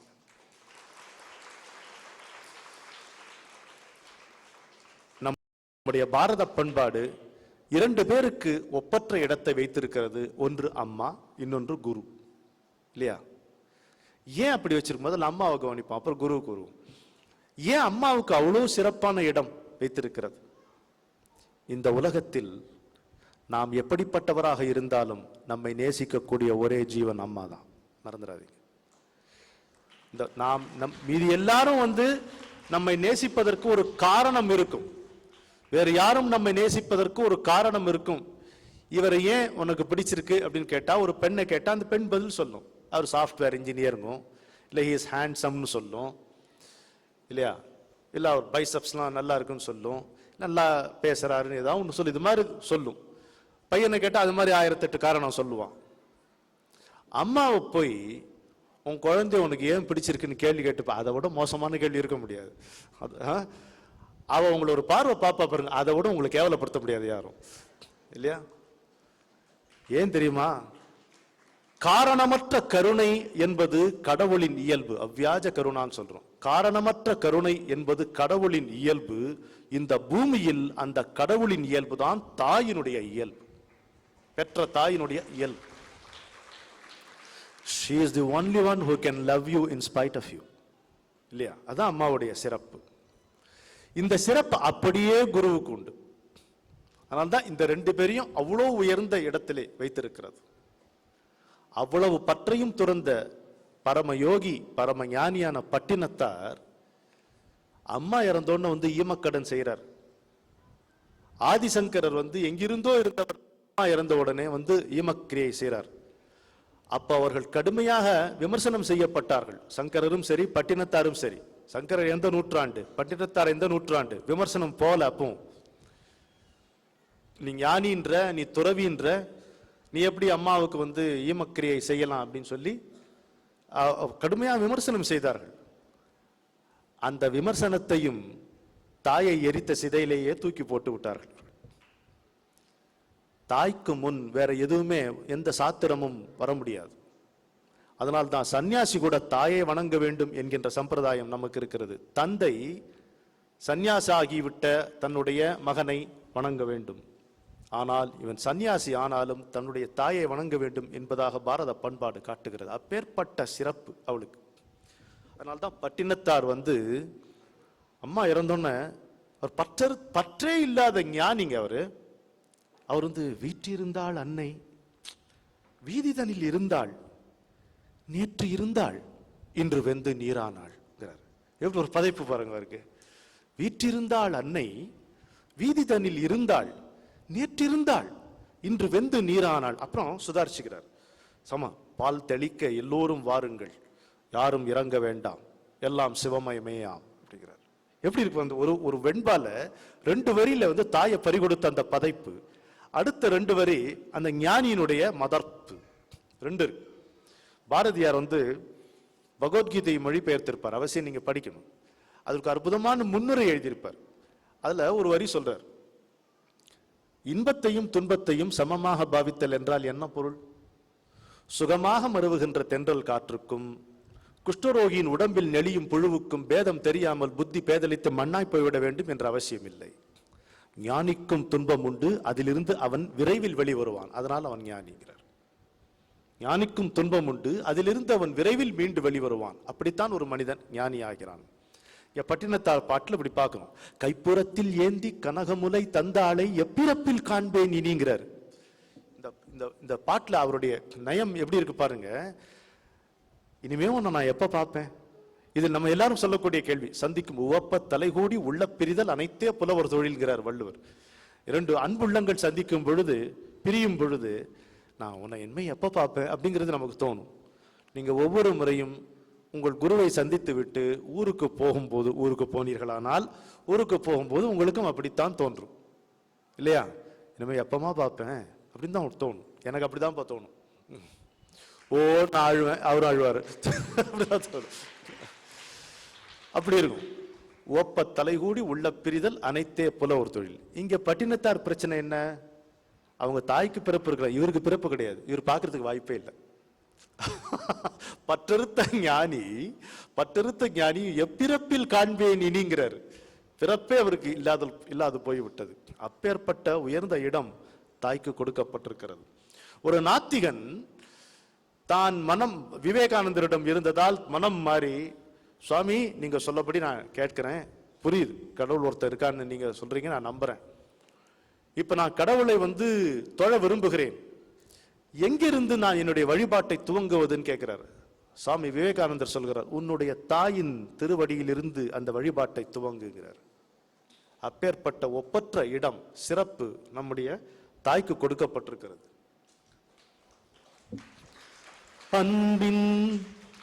அன்பின் மறுபெயரம்மா, நெஞ்சின் ஆருயிர் ஆறுதலம்மா.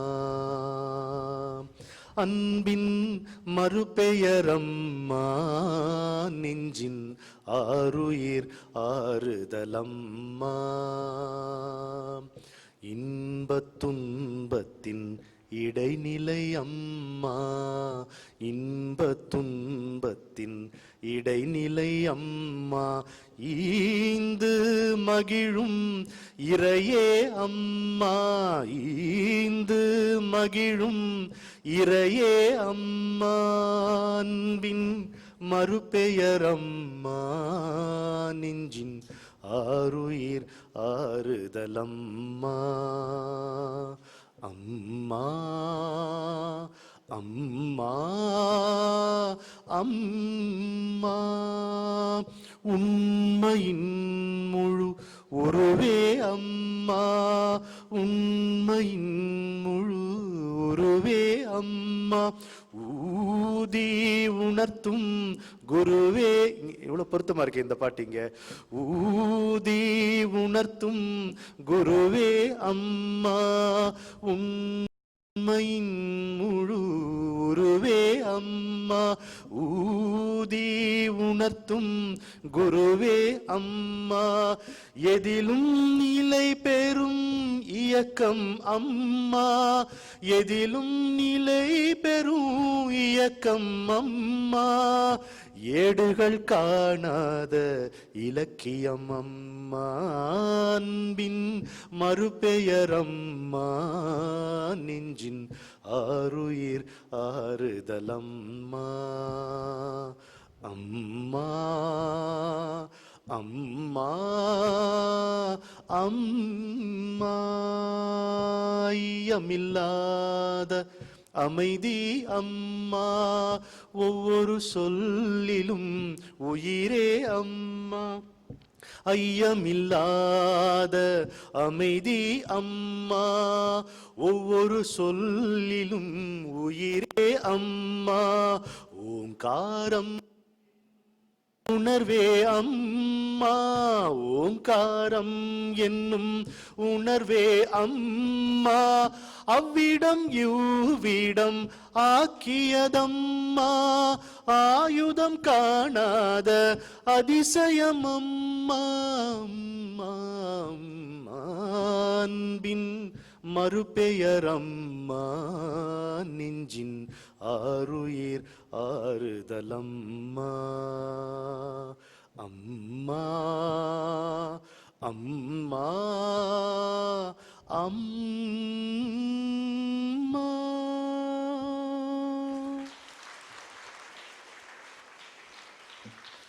நீங்க மன்னிக்கணும், எனக்கு மாதிரிலாம் பாட வராது. எனக்கு இதெல்லாம் என்னுடைய பாடல்கள். இதை வேற எவனும் பாடுறதில்லைங்கிறதால நான் பாடிட்டு தெரியுறேன், அவ்வளவுதான். தவிர எனக்கு இதான் சொல்ல விரும்புறீங்களா?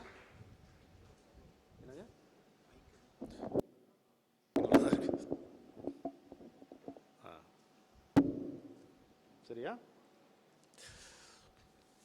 என்னுடைய பிரச்சனை என்னன்னா, எனக்கு இசை தெரியாது. அது பிரச்சனை இல்லை, எனக்கு இசையை தவிர வேற எதுவும் தெரியாது. ரெண்டு சேர்ந்து இருக்கிறது தான் பிரச்சனை.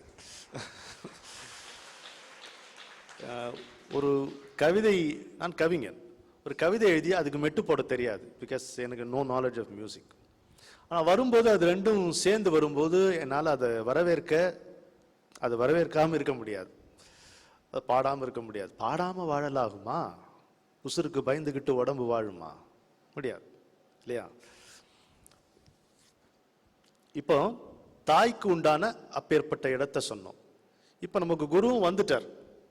குருவனுடைய மகத்துவத்தை நம்ம எப்படி புரிஞ்சுக்கிறது? முதல்ல குருவா இப்படி அடையாளம் கண்டுகொள்வோம்.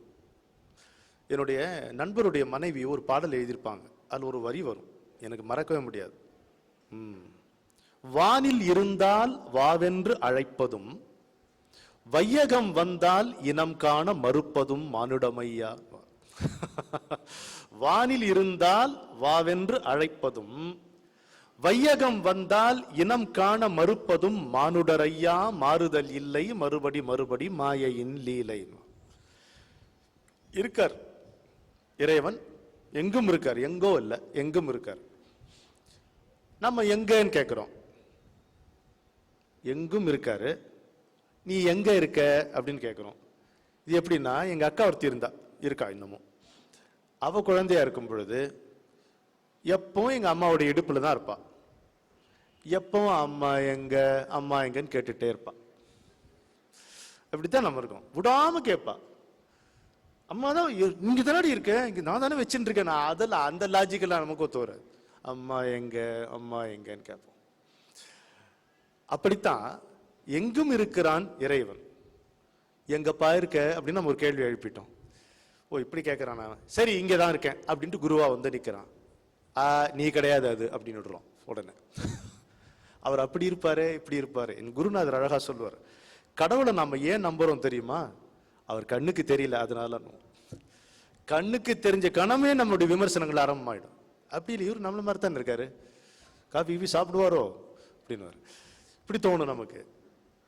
அவர் வந்து சரி ஒரு உதாரணத்துக்கு சொல்றேன் பாருங்களேன். கிருஷ்ணர் வந்து தாடியோட வந்துட்டார் வச்சுக்கோங்க, ஒத்துக்க மாட்டோம். என் டி ராமராவ் அப்படி இல்லையேன்னுடுவோம் இல்லையா? நம்ம பழக்கப்பட்ட விஷயங்களை வச்சுதானே நம்ம வச்சுக்கிறோம். நம்முடைய ஃப்ரேம் ஒர்க் ஒன்று வச்சிருக்கிறோம். இந்த சட்டத்துல அடப்பட்டா தான் ஆண்டவனே நம்ம ஒத்துப்போம். அப்படிதான், அதுதான் நம்முடைய பிரச்சனை. நான் என்ன சொல்ல வரேன், இந்த பிரச்சனையில இருந்து நம்ம காப்பாற்றக்கூடிய ஒரே ஆள் குரு. வேற யாரும் ஆண்டவனால கூட நம்மளை காப்பாற்ற முடியாது, நம்மளை காப்பாற்ற முடியாது. சட்டங்களில் வாழ்கிறோம் நாம், சின்ன சின்ன சட்டங்கள். யாரையும் எதையும் இந்த சட்டத்தின் வழியாகத்தான் நாம் பார்க்கிறோம். ஒருபோதும் இந்த சட்டத்தை நம்மீது போட்டு நாம் பார்க்க தயாராக இல்லை. இந்த சட்டங்களை உடைக்க வருபவன் குரு. ஒரே ஒரு முறை நாம் பலரிடமும் உபயோகிக்கின்ற இந்த சட்டத்தை, இந்த ஃப்ரேம் ஒர்க்கை நம்மீது திருப்பி நம்முடைய வண்டவாளத்தை காட்டுபவன் குரு. அங்குதான் நமக்கு ஒரு நன்மை செய்கிறான் இல்லையா?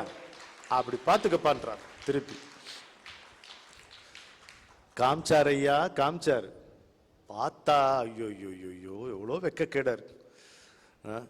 அதாவது இந்த லிபரேஷன் சொல்றோம் பாருங்க, அல்டிமேட் லிபரேஷன், ஆன்மீக விடுதலை, இறுதி இலக்கு. அது போற வழியில நிறைய ஸ்டேஷன் இருக்கு. ஒரு ஸ்டேஷன்லையும் இறங்கி போயிட்டோம் வச்சுங்க, வண்டி கோட்டை விட்டுருவோம். அது நின்னா இறங்கலாம், ஏதோ ஒரு டீ குடிச்சிக்கலாம், திரும்ப ஏறிடணும் இல்லைங்களா? இல்லைன்னா வண்டியை கோட்டை விட்டுருவோம். எத்தனையோ ஸ்டேஷன் இருக்கு. நான் என்ன சொல்றேன், ஒவ்வொரு ஸ்டேஷன் இறங்கும் போதும் குரு வந்து ஒவ்வொரு ஸ்டேஷனையும் காட்டும் போதும் வெக்கம் பிடுங்கி தின்னுது. ஆமா, at the threshold of every realization you are in for a lot of embarrassment. இப்படியா, இதையா போய் நம்பினோம், இதையா போய் பெருசுன்னு நினைச்சோம், ஐயோ நம்மளையா போய் நம்ம ஒரு பெரிய ஆள் நினைச்சுக்கிட்டோம் அப்படின்னு தோணும்.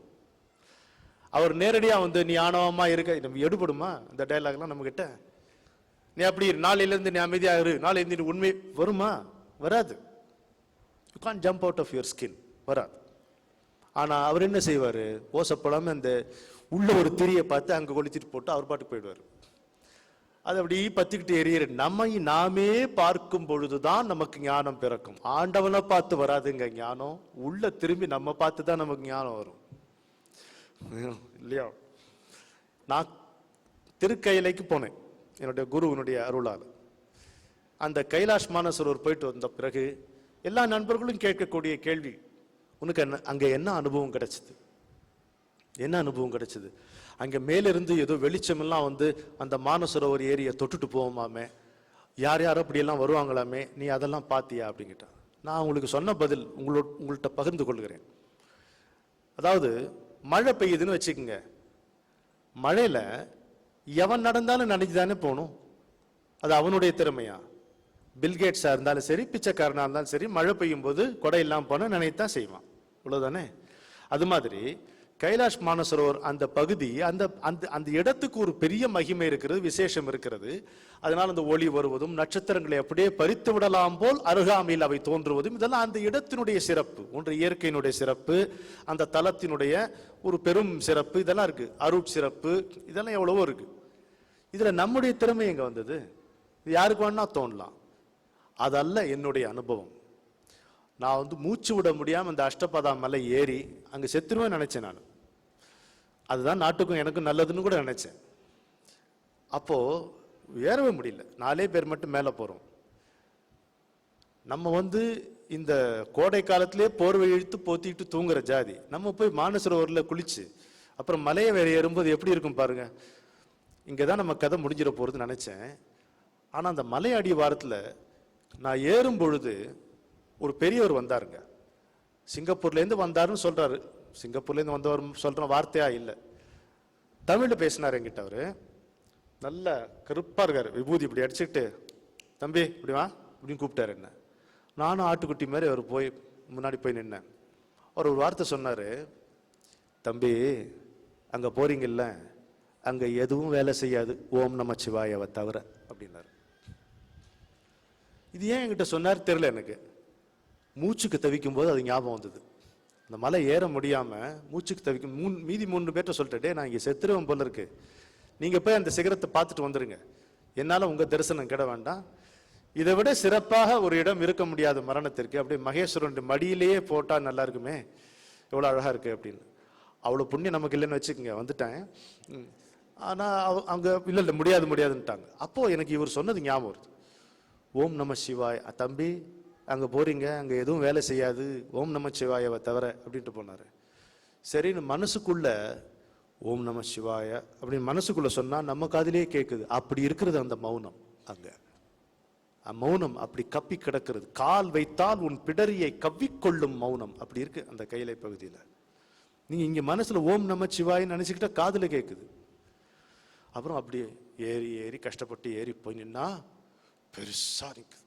மலையாது மகாதேவன் நிற்கிறான். என்னடா வந்தியான்னு கேட்ட மாதிரி இருக்கு.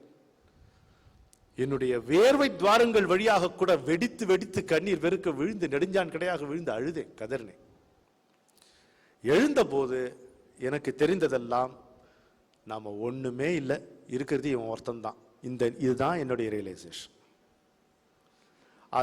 இது நடந்து 10 வருஷம் ஆச்சு, 9 வருடங்கள் முடிந்துச்சு. இன்றும் இது தொடர்வதால், இந்த நினைப்பு தொடர்வதால் இதைத்தான் நான் அனுபவமாக கொள்வேன்.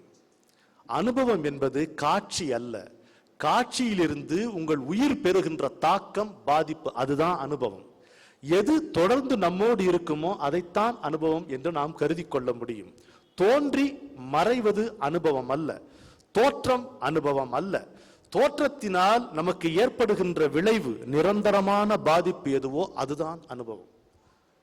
அணு தொடர்ந்து இருப்பது, அணுன்ற வார்த்தைக்கே தானே பொருள். தொடர்ந்து அனுசரணை, அனுயோகம். என்னுடைய மனைவி அனுராதா அல்ல, எல்லாமே அப்படி தொடர்ந்து இருப்பது தான் அனுபவமாகும்.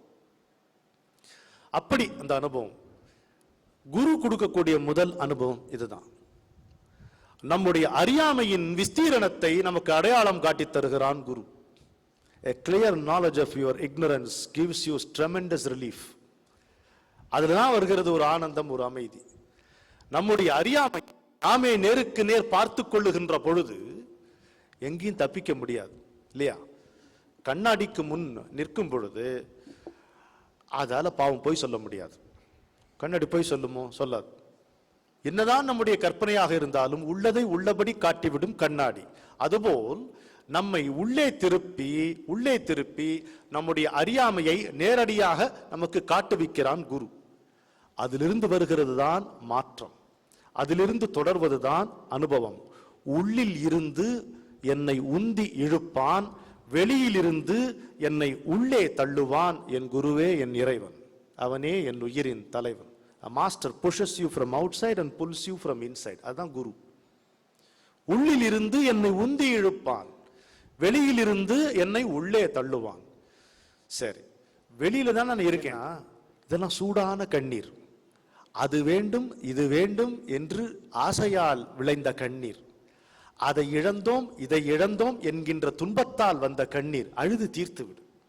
ஒரு நாள் உன்னுடைய உயிரின் அடித்தளத்திலிருந்து கங்கை ஊற்று போல் புனிதமும் குளுமையும் சேர்ந்த நீர் உன் கண்ணிலிருந்தே வெளிப்படும்.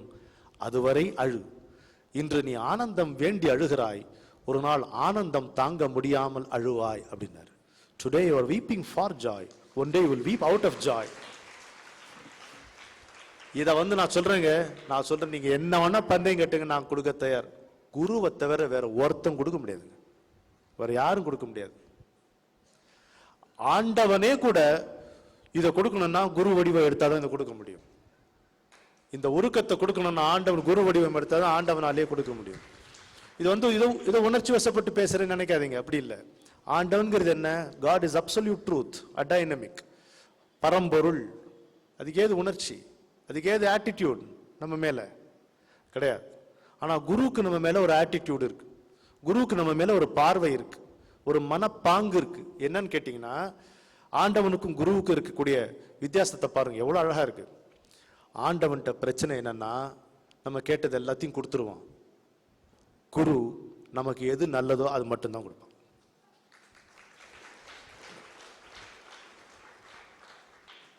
அப்பா 1000 ரூபா கொடுன்னு, எதுக்கிட்ட அவனுக்கு 1000 ரூபா? அதெல்லாம் ஒன்றும் முடியாது, 10 ரூபா வச்சுக்கப்போ. நான் இவ்வளோ கஞ்சனா இருக்கானே அப்பா அப்படின்ட்டு அவன் போவான் பையன். அவன் அந்த அப்பங்க போனோன்னா 3000 ரூபா அவனுக்கு டெபாசிட் பண்ணுறார் அப்பா. அப்புறமா இவன் கேஷாக கொடுத்தா இவன் பாழாக்கிடுவான். இவனை அக்கௌண்ட்டில் போட்டால் இவன் பேங்க்குக்கு போய் எடுத்துன்னு வர புத்தின்னு இவனுக்கு வரல. வரும்போது அது வரைக்கும் இந்த பணம் பாதுகாப்பாக இருக்கும் அப்படின்ட்டு. என்ன நமக்கு கொடுக்க வேண்டும், எப்பொழுது கொடுக்க வேண்டும், எவ்வளவு கொடுக்க வேண்டும் என்பது குருவுக்கு தெரியும். நமக்கு தெரிய வேண்டியதெல்லாம் குருவுக்கு தெரியும் என்ற நம்பிக்கை தான். அந்த உணர்ச்சி இருந்தா போதும், விசேஷ அறிவு தேவையில்லை. இது குருவுக்கு தெரியும் என்கின்ற நம்பிக்கை நமக்கு இருந்தா போதும். பாருங்க, இது சின்ன சின்ன உதாரணத்துல இந்த மகத்துவத்தை நீங்க புரிஞ்சுக்கலாம். ஒரு குழந்தை இருக்கு, சின்ன குழந்தை, அது இந்த ரோடு கிராஸ் பண்ணணும். அது என்ன பண்ணுது? அப்பாவுடைய இல்ல அம்மாவுடைய உள்ளங்கையில தன்னுடைய பிஞ்சு விரலை ஒப்புவித்து விடுகிறது. பிடிச்சுக்கிறார். அம்மாவோ அப்பாவோ அந்த கையை பிடிச்சுக்கிறாங்க. அதை கிராஸ் பண்ண இழுத்துட்டு வராங்க. இது எல்லா வேடிக்கையும் பார்க்குதா? ஒரு ஐஸ்கிரீம் வேணா சாப்பிடுது இல்லையா? இல்ல இந்த சோளம் சுட்டு வச்சா அது கடிச்சிட்டே வருது, அதை வேடிக்கை பார்க்குது, இதை வேடிக்கை வாமான்னு இவர் இழுத்துட்டே வர்றாரு. பொறுப்பு முழுதும் அந்த கைக்கு, கொண்டாட்டம் முழுதும் இந்த கைக்கு. இதுதாங்க குருவோடு வாழக்கூடிய வாழ்க்கை. The moment a guru accepts you, you are free, he is bound. அதை செலிப்ரேட் பண்ண வேண்டியது தானே, கொண்டாட வேண்டியது தானே. கொண்டாடத்தானே இந்த வாழ்க்கை. குருவா எதுக்கு வரான் இறைவன்? ஒன்றுமற்ற பயனற்ற இந்த வெக்கல தின்னு வெந்நீர் குடிக்கிற சுவாரஸ்யமே உள்ள இந்த வாழ்க்கையை கொண்டாட்டமயமான வாழ்க்கையாக மாற்றுவதற்காகவே இறைவன் குருவாக வருகிறான். நம்ம அங்க ஏற்றுக்கொண்டு செல்வான். நமக்கு கடவுளுக்கு காது கேட்காதுன்னு நமக்கு ஒரு நம்பிக்கை. அதனால பயங்கரமா அலற விடுவோம் ஸ்பீக்கர்ல. இவ்வளவு சுகமா பஜன் கேட்டதே கிடையாது. இங்க முதல்ல என்னுடைய பணிவான வணக்கங்கள். உங்க என்ன அருமையா பண்ணீங்க. அதுவும் இந்த குழந்தைங்க எது செய்தாலும் I am biased towards them. அவ்வளவு நல்லா இருக்கும். அதுவும் இவ்வளவு அழகா அவங்க பாடும் பொழுது அமிர்தமா இருந்தது. எவ்வளவு நல்லா இருந்தது, எவ்வளவு மென்மையா இருந்தது. நம்ம கடவுளுக்கு காது கேட்காதுன்னு நினைச்சிட்டு இருக்கோம். அதனால தான் நீங்க ஆடி மாசம் வீதியில போகவே முடியாது, வீட்லயும் இருக்க முடியாது, அப்படி இருக்கும். இன்னொன்னு, கடவுளுக்கு இது சரியா புரியுமா புரியாதான்னு ஒரு சந்தேகம் இருக்கும் நமக்கு இல்லையா? கேட்டாரா சரியா அப்படின்னு. பிரார்த்தனை எப்படி செய்யப்படணும் அப்படின்னு கேட்டா, பிரார்த்தனை செய்யும் போது ஒரு முறை முழுக்க O God if there is a God please save my soul if there is a soul, அதல்ல பிரார்த்தனை. அப்படி இருக்கக்கூடாது. பாரதியார் மாதிரி கேட்கணும். நின்னை சில வரங்கள் கேட்டேன், இதை நேரே இன்று எனக்கு தருவாய். என் முன்னை பழவினைகள் எல்லாம் இனி மூளாதழிந்திடுதல் வேண்டும். இனி என்னை புதிய உயிராக்கி என ஏதும் கவலையறச் செய்து மதி தன்னை மிக தெளிவு செய்து என்றும் சந்தோஷம் கொண்டிருக்க செய்வாய். தோளை வலிவுடையதாக்கி உடற்சோர்வும் பிணிபலவும் போக்கி அறிவாளை கொண்டு பிளந்தாலும் கட்டுமாறா உடலுறுதி தந்து சுடர் நாளை கண்டதோர் மலர் போல் ஒளி நன்னி திகழு முகம் தந்து மத வேலை வெல்லும் முறை கூறி தவ மேன்மை கொடுத்தருளல் வேண்டும். எண்ணும் காரியங்கள் எல்லாம் வெற்றி ஏற புரிந்தருளல் வேண்டும். தொழில் பண்ண பெருநிதியம் வேண்டும், அதில் பல்லோர் துணை புரிதல் வேண்டும். சுவை நண்ணும் பாட்டினோடு தாளம் மிக நன்றாய் உளத்தடுந்தல் வேண்டும். பல பண்ணில் கோடி வகை இன்பம் நான் பாடும் திறனடைதல் வேண்டும்.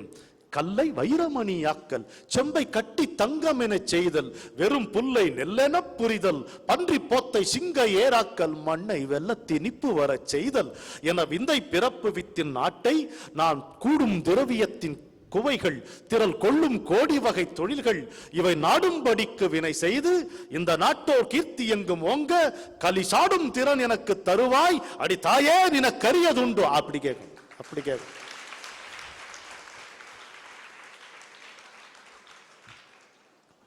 அப்படி கேட்கணும். எப்பவுமே கேட்பவன் தன்னுடைய நிலையை நினைத்து கொண்டு கேட்கக்கூடாது, கொடுப்பவனுடைய தகுதியை மனதில் வைத்துக் கொண்டு கேட்கணும் இல்லையா? கொடுப்பவனுடைய தகுதி, அவன் எது என்ன கொடுக்க முடியாது ஒரு குருவால்? என்ன கொடுக்க முடியாது நினைக்கிறீங்க நீங்க? ஒருவனுக்கு மோட்சத்தை வழங்கக்கூடிய வல்லமை இருப்பவன் ஆண்டவனுக்கு நிகரானவன் அல்லது ஆண்டவனுக்கு சற்று மேலானவன். என்ன கொடுக்க முடியாது? எது வேணாலும் கொடுக்கலாம். When he can wash your karma under his supervision and at his discretion, what cannot he give? எல்லாம் கொடுக்கலாம். அதை நம்ம தெளிவா புரிஞ்சுக்கணும். கேட்கும் பொழுது அந்த கொடுக்கக்கூடியவனுடைய நிலைமை, அவனுடைய வியாபகத்தன்மை, இதை மனதில் நினைவில் கொண்டு கேட்கணும். பிச்சைக்காரனுக்கு லாட்டரி சீட் அடிச்சா நீ என்னடா பண்ண, நான் நல்ல வெள்ளியில ஒரு திருவோடு வாங்கிப்பேன்ல அப்படிமா, அது மாதிரி இருக்கக்கூடாது. அன்னதானம் செய்வேன், 400 பேருக்கு தினம் சாப்பாடு போடுவேன், அந்த மதப்பு வரணும், அப்படி கேட்கணும் இல்லையா? ஒரு கற்பக விருஷத்துட்டு போய் ஒரு கப்பு காஃபியா கேட்கறது, அப்படி கேட்கக்கூடாது. என்ன வேணா கேளுங்க, கொடுப்பார். ஆனா பிரார்த்தனை செய்யும் பொழுது ஒரு குவாலிஃபைடு சென்டென்ஸை போட்டு கேட்டுடணும். ஐயா இது எனக்கு வேணும், இது எனக்கு நல்லதுன்னா கொடு, இவ்வளோதான், சிம்பிள். இதுக்கு பெரிய நீள மந்திரங்கள்லாம் தேவையில்லை. ஐயா எனக்கு இது வேணுங்க, இது எனக்கு நல்லதுன்னு நினைச்சீங்கன்னா கொடுங்க அப்படின்னு. அப்போ அவர் கொடுத்தாருன்னா உங்க நன்மைக்காக கொடுத்திருக்கிறார், கொடுக்கலைன்னா உங்க நன்மைக்காகத்தான் கொடுக்கலன்றது புரிஞ்சுக்கணும். இவ்வளவுதான். இது இது இது தெரிஞ்சுக்கிட்டோம் வச்சுக்கோங்களேன், வாழ்க்கை எவ்வளவு சுவாரஸ்யமா போகும் தெரியுமா? நீங்க எப்பவுமே குரு கிட்ட பேசிட்டு இருக்கிற மாதிரியே இருக்கும். நீங்க எங்க இருந்தாலும் இது டெலிபதி இல்லை, டெலிபதி ரொம்ப சீப், அது ரொம்ப ரொம்ப சாதாரணமான விஷயம். அவருடைய பிரஜையும் நம்முடைய உள்மனதும் பொருந்தி இருப்பது பாருங்க, அதுதான் கான்டாக்ட். ஹிஸ் கான்சியஸ்னஸ் அண்ட் அவர் சப்கான்சியஸ், அதுல வரக்கூடிய கான்டாக்ட் தான் அற்புதமான கான்டாக்ட். இடைவிடாமல் பேசிக்கொண்டே இருக்கலாம். புரியும், ஒன்றும் பெரிய மர்மமே கிடையாது. இந்த உலகத்துல மர்மமானது டிராபிக், ரேஷன் கார்டு, இந்த மாதிரி விஷயங்கள் தான் மர்மமானது. குரு மர்மமே கிடையாது. குரு ரொம்ப அப்பட்டம், அம்பலத்தில் ஒரு ரகசியம். அதனால்தான் பிரச்சனை. அம்பலத்தில் ஒரு ரகசியமா இருக்காரு. எங்க வேணா அது பார்க்கலாம், ஆனா பார்க்க முடியல. சவால் விட்டுட்டு பாரு பாருன்னு he is teasing you. அது மாதிரி இருக்கு. ஸோ நம்ம தெளிவா வச்சுக்கணும், நமக்கு என்ன வேணுங்கிறத அவற்றை கேட்டுடணும். ஆசை ஒன்று மனதில் எழுந்து அதை கேட்காமல் இருப்பது நேர்மை குறைவு, அது டிஸ்ஆனஸ்டி. கேட்டுருங்க, எனக்கு இந்த மாதிரி தோணுச்சுப்பா அப்படின்னு கேட்டுருங்க. ஆனா இது நல்லதுன்னா கொடுப்பா அப்படின்னு சொன்னா அவர் கொடுப்பார், இல்லை கொடுக்காம இருப்பார். அப்பதான் சரியா வரும். இன்னொன்று, இது கேட்க கேட்க நமக்கு பழகி பழகி நமக்கே ஒரு அறிவு வரும், எதை கேட்டால் போதும் எதை கேட்காதிருக்க தெளிஞ்சிடும். எப்பவுமே பாருங்க, மற்றவர்கள் சொல்லி நாம் கேட்பதே கிடையாது. மற்றவர்கள் சொல்லி ஒரு விஷயம் நமக்கு ஏறினதா வரலாறே கிடையாது. நாமா பட்டு தெரிஞ்சுக்கிட்டா, தடுக்கி விழுந்து வந்த பின்னேதான் தத்துவம் புரிகிறது இல்லையா? முதலே புரிஞ்ச தேவலாம் புரிய மாட்டேங்குது. தடுக்கி விழுந்து வந்த பின்னேதான் தத்துவம் புரிகிறது. வரட்டும், புரியட்டும், மெல்ல மெல்ல வரட்டும். திடீர்னு விடியுது, கொஞ்சம் யோசிச்சு பாருங்க. காலையில 2 மணி 3 மணி டால்னு பகல் வந்துருதா? இல்லையே. ஓரமுள்ளு காட்டுக்குள்ள ஒத்த குயில் குவையில நெட்டுக்கு கிழக்கு பக்கம் செவக்கும் பொழுது நிமிஷம் நிமிஷமா விடியும். மெல்ல மெல்ல தானே விடியுது இல்லையா? அதனால்தான் இந்த உஷையின் தருணத்தை, வைகரை பொழுதின் மகத்துவத்தை பாட முடியாமல் வேதங்களே தோற்று விடுகின்றன.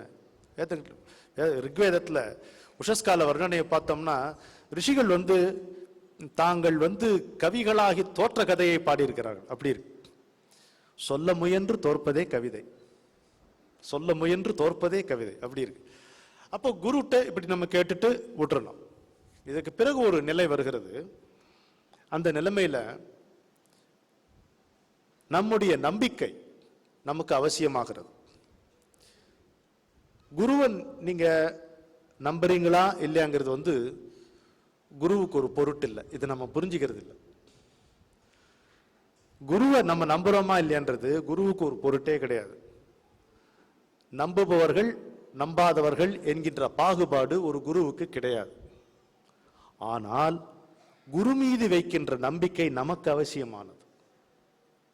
இப்போ குரு உட்கார்ந்தார்னா அவரை வணங்குவது வணக்கத்தை குரு எதிர்பார்ப்பது இல்லை. ஆனால் நமக்கு அது அவசியம். வணங்குவது நமக்கு அவசியம். அது கடமை அல்ல, தேவை. Not a duty but a necessity for us, not for the guru. தொட்டு வணங்குவது தொழுவது என்பது நமக்கு தேவை. நம்மை இடைவிடாமல் தூய்மைப்படுத்தி கொண்டிருப்பதற்காக ஒரு உபாயம் நாம் வணங்குவது. வணங்கணும். அதுக்கப்புறம் ஒரு நிலைமை என்ன வருதுன்னு கேட்டீங்கன்னா சரணாகதி. நின்னவன் ஒரு வசனம் சொல்லுவாங்க, நின்னவனை பிடிக்க முடியுமா, கை நீட்டுறப்ப அடிக்க முடியுமா அப்படின்னு. கை நீட்டிடணும், அடிக்க மாட்டான். அப்படின்னு நினைக்கும் போது அடிப்பான், அப்படின்னு பயப்படும் போது அடிக்க மாட்டான். இப்படி மாறி மாறி இந்த விளையாட்டு. ஆனா கை உறுதியா நிக்கணும், அடிக்க மாட்டான். அதுதான் சரணாகதி. இந்த நம்பிக்கைக்கும் சரணாகதிக்கு என்ன வித்தியாசம் அப்படின்னு கேட்டீங்கன்னா, நம்பிக்கையில, சாதாரண நம்பிக்கையில ஒரு எதிர்பார்ப்பு இருக்கு, சரணாகதியில எதிர்பார்ப்பு இல்லை. சாதாரண நம்பிக்கையில நான் அவன் அப்படிங்கிற ஒரு தொலைவு இருக்கு. சரணாகதியில நான் இல்லவே இல்லை, அவன்கிட்ட தான் இருக்கேன் நான். You jump into him, there is no you and him. இது பார்க்கணும். திரௌபதி அந்த குருட்டு தர்பார்ல துகில் உரிக்கப்பட்ட போது என்ன செய்தார்? என்னுடைய குரு எழுப்பின கேள்வி, அவர் சொன்ன விட நான் சொல்லுகிறேன். என்ன செய்தார்? விஷ்ணு சஹஸ்ரநாமம் சொன்னாளா, மந்திரங்களை உச்சரித்தாளா? ஒண்ணும் கிடையாது. கண்ணா, இது உனக்கு சம்மதம் என்றால் எனக்கும் சம்மதம். அந்த தருணத்திலே அவள் காப்பாற்றப்பட்டாள். அன்பர்களே, நீங்கள் புரிந்து கொள்ள வேண்டிய ஒரு செய்தி, பாஞ்சாலி என்பவள் பயந்த, பதுங்கி கொண்டிருந்த, பதறிக் கொண்டிருந்த பெண் அல்ல. நெருப்பு, பாரதி பாடிய நெருப்பு அவள். பீஷ்மரிடம் கேள்வி கேட்டு அவர் பயனற்ற வார்த்தைகள் சொன்ன பிறகு பாஞ்சாலி சொல்லுகிறாள் ஒரு வார்த்தை. வியாசர் எழுதியிருக்கிற பாரதத்தில் இருக்கு. சொல்ற, பெரியோர்கள் இல்லாத இடம் சபையே அன்று, தர்மத்தை சொல்லாதவர்கள் பெரியோர்களே அன்று, சத்தியம் சேராவிட்டால் அது தர்மமே அன்று, பொய்யின் கலப்பிருந்தால் அது சத்தியமே அன்று. என்ன ஸ்டேட்மெண்ட் பாரு. பெரியோர்கள் இல்லாத இடம் சபையே அன்று, தர்மத்தை சொல்லாதவர்கள் பெரியோர்களே அன்று, சத்தியம் சாராதது தர்மமே அன்று, கபடம் சேர்ந்திருந்தால் அது சத்தியமே அன்று சீர்கிறாள். வெண்ணோக்கு நோக்கினாள், தோளை குறிப்போடு பார்த்தாள், பேய் அரசு செய்தால் பிணம் தின்னும் சாத்திரங்கள். இதெல்லாம் பாரதியாருடைய வார்த்தை. அப்படி இருந்தா அதான் சரணாகதி. சரணாகதி எப்படி? இந்த கண்ணன் மேல அவளுக்கு நீ காப்பாத்தலேன்னு சொல்லியிருக்காளா? மகாபாரதத்துல ஒரு வரி காட்டுங்க. நீ எங்க போயிருந்தன்னு கேட்டாளா? இல்ல. எனக்கு ஏன் இப்படி ஒரு நிலைமை வந்தது கண்ணான்னு ஒரு கேள்வி திரௌபதி கேட்டிருக்காளா? பாருங்க, இல்ல. கவனமா பாருங்க மகாபாரதத்தை. அவள் நினைத்த மாத்திரத்தில் அந்த தருணத்தில் அவள் காப்பாற்றப்பட்டாள். இன்னொன்று, அவ புடவையும் விட்டுட்டு கையை தூக்கினா அப்புறம் கண்ணன் வந்தான்ற கதை வியாச பாரதத்துல இல்ல, கிடையாது. அப்படி ஒரு பதிவு வியாச பாரதத்துல இல்ல, பாரதிட்டையும் இல்ல, பாரதியாருடைய பாஞ்சாலி சபதத்திலையும் அப்படி சொல்லப்படல. ஒரு பாசிங்ல வியாசர் மென்ஷன் பண்ணிட்டு போறார், அவள் கண்ணான்னா காப்பாற்றப்பட்டாள். அந்த தருணம், அதுதான் சரணாகதி தருணம். நான் இந்த கடலிலே எரியப்பட்டு என்னை சுறா மீன்கள் குதறி போட வேண்டும் என்பது உன் எண்ணமானால் எனக்கு சம்மதம். இது சரணாகதி. நான் ஒரு பாவமும் செய்யாமல் ஒரு பொய்யும் சொல்லாத போதிலே பொய் சொன்னதாக, பாவம் செய்ததாக இந்த மக்களால் பழிக்கப்பட வேண்டும் என்பதில் உனக்கு சம்மதம் என்றால் எனக்கு சம்மதம். நான் செய்த நல்லவைகள் எல்லாம் மறைக்கப்பட்டு, செய்யாத தீமைக்காக பழிகள் என் மேல் சுமத்தப்பட்டு, நான் இந்த வாழ்க்கையிலே இன்பத்திற்கும் துன்பத்திற்கும் மத்தியிலே அல்லாட வேண்டும் என்பது உன் நிர்ணயமானால் எனக்கு சம்மதம். இதுக்கு பேர் சரணாகதி. நீ என்ன செய்வாய்?